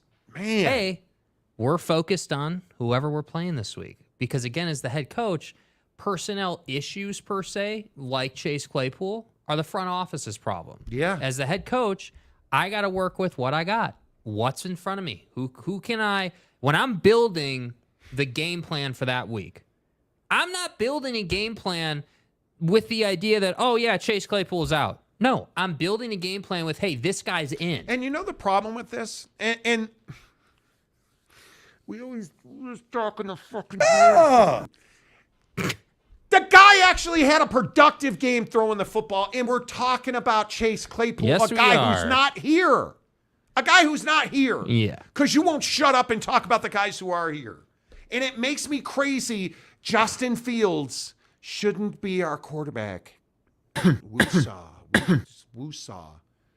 Lose every game, because then you'll have the first two picks that you're going to screw up, and then we'll lose every game next year too. So just get on with losing 32 in a row. And we haven't even got to the stadium yet. And now apparently Arlington Heights is more engaged. Like, why are we not talking about Justin Fields, who finally had a game throwing the ball? Well, because ultimately he gave the game away. Because we're talking about Chase Claypool. I don't even care that he gave the game away. He was productive for like 15 minutes. Like the first 15 minutes of the year. Right. And we're talking about Chase Claypool because the coach won't shut up and just say, well, it's an internal matter. We're not going to talk about it. Yeah. We're going to talk about the players who are here. We're on to Cincinnati. Well, hey, coach, are you going to cut Claypool? I told you we're not going to talk about that's an internal matter. Does anybody have questions about the game coming up Thursday? Anybody have any other questions about players currently on the roster? Okay, great. Thanks. See you guys tomorrow. That's how you handle it. Yeah. Because we're not talking about the reality Justin of the situation is the Bears are not up to snuff on almost anything, and it's really frustrating. Equipment security, media availability, the draft, I don't know, getting a head coach that's offensive minded. Like, did you not think this was a problem when the Pittsburgh Steelers were like, please God, take him off our hands? Did you not think there was? You're the Pittsburgh Steelers. You're terrible. Mike Tomlin apparently has a lifetime coaching contract. Oh, we need to make changes. Yeah, no kidding, dude. You're awful. But did you not think it was a problem when Pittsburgh was like, hey, why don't you take Chase Claypool? You don't do. Who's the last team that gave up good quality receivers? Yeah. Well, the Bears. But you have DJ Moore, and now you don't know how to use him. Yeah. Anyway, stop. Just Lance Johnson. Is there another year for Caleb Williams to avoid being drafted by the year? I love how brash Caleb Williams is being about picking the team he wants to play for. So do I. Neal Brown needs fired. The Steelers fleeced the Bears in that trade. Yes, they did. Thank you. Thank you. How'd that Khalil Mack? He was done. He was not good. Oh, that's right. He had like 12 sacks yesterday. Good. On a better note, What's up? Hey, did anybody see the sex machine yesterday? Justin Hebert? Anybody see the real Justin quarterback? With one flipping hand, throwing darts down the field, winning a football game, bolts up, Justin Herbert. The real Justin quarterback. You know.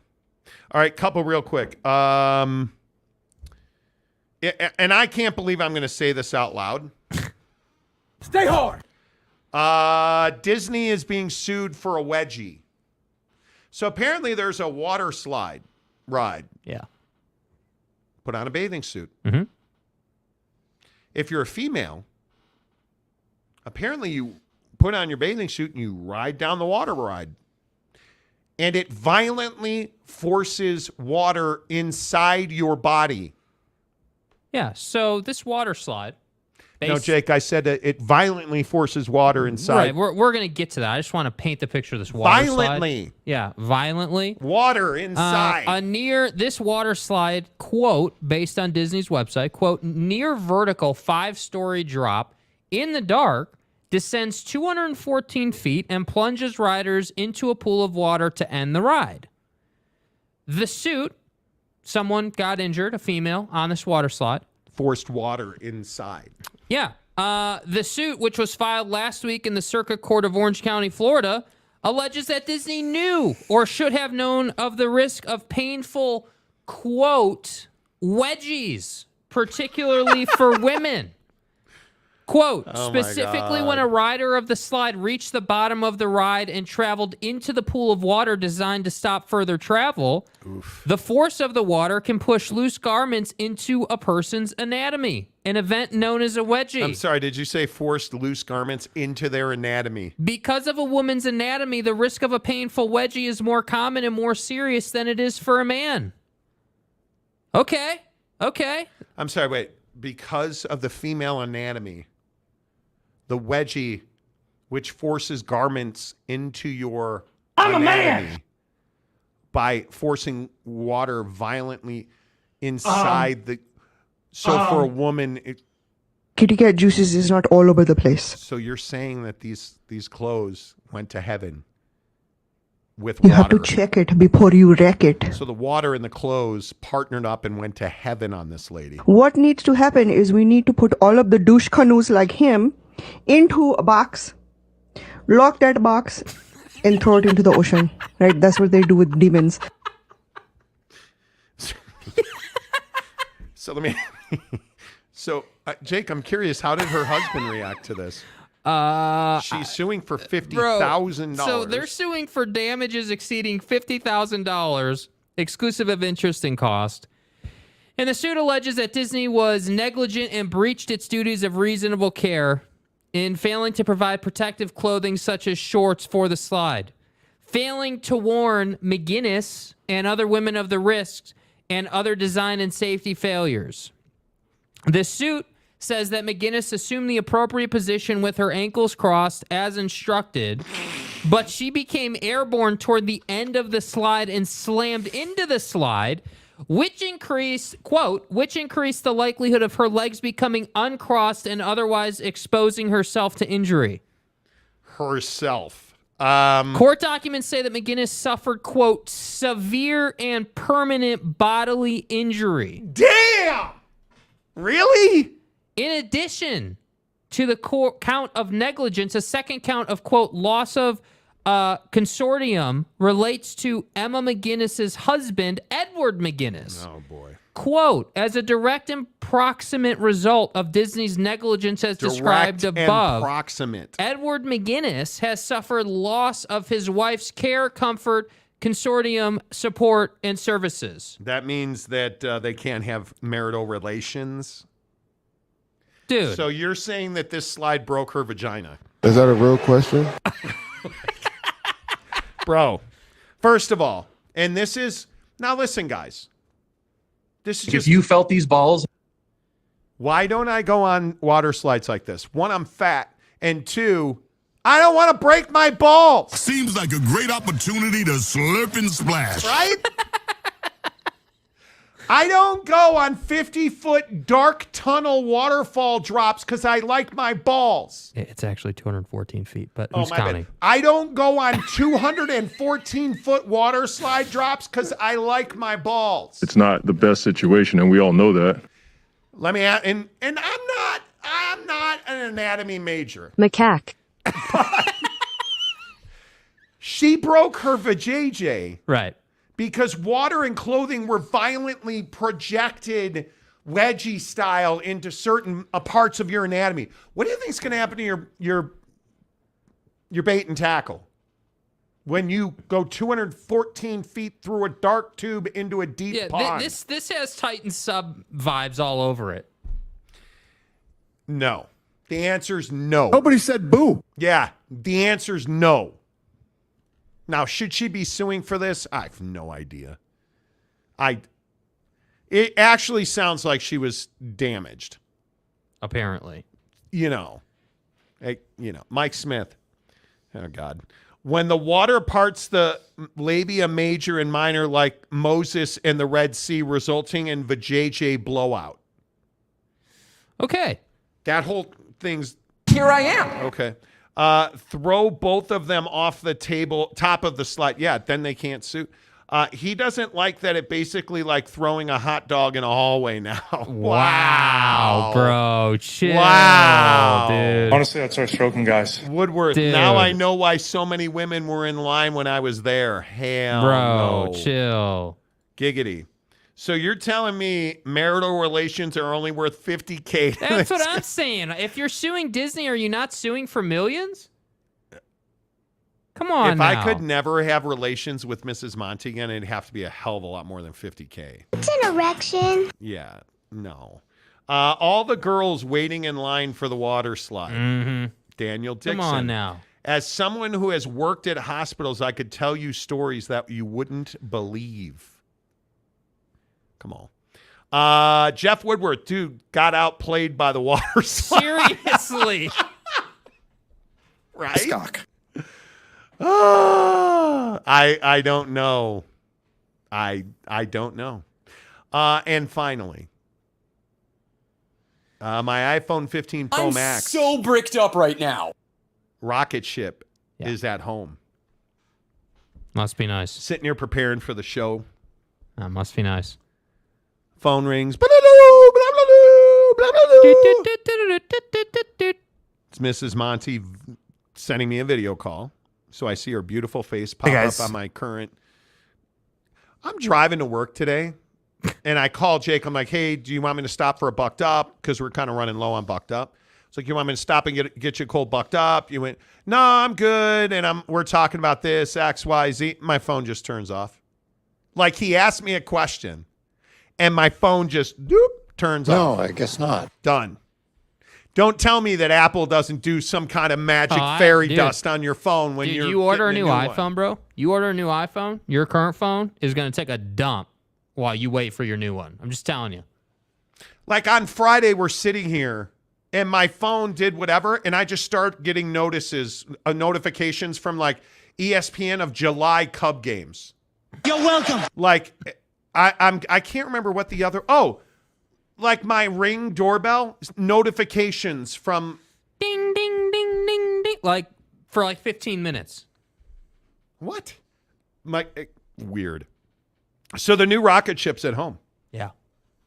I'm super stoked to go home and get it. And yes, call me a sheep, whatever you want to call me. I'm stoked. I am so excited. That's right, T. I am so excited. I'd be excited too, man. Yep. I am excited. Jeremy Callahan, the apple doesn't rot far from the tree. Apparently not. Here we go. Apparently not. OG Gary, I got my iPhone on launch day. Loving it so far. I hope you're right. I think Apple did get in trouble one time for throttling down some older. They did. Yeah, older they devices. did. Yeah, They they did. did. Yeah, they did. But it's fine. Jansen said, I heard a story a while ago about a guy got his pee-pee stuck in the Xbox 360 disc tray. Some people really have no brain up there. What? Dude, that was you who did that. Macaque. How do you have all those details? Well, as it turns out, I'm the one who put macaque. And no redos. And you know, when it closes automatically, man. They don't give you no notice. Did you beat the campaign, or Okay, how did it beat? turn out? Really? Dude? What? Beat? What's You're the gonna problem? use it. Apple. Holden Middick. Yeah, Apple is some sneaky MFers. Yes. You guys, this I can't figure the new Apple Watch Ultra is amazing. Ultra. It's awesome. Yeah. It is awesome. Tarrant County boy says macaque. Yeah, dude. OG Gary, I got the black titanium. Really wished I had gotten the natural titanium. Thank you. I got the black titanium too. All right, let's see. You guys, we are just, oh man, come on. 2 more people need to go get the Bucked Up.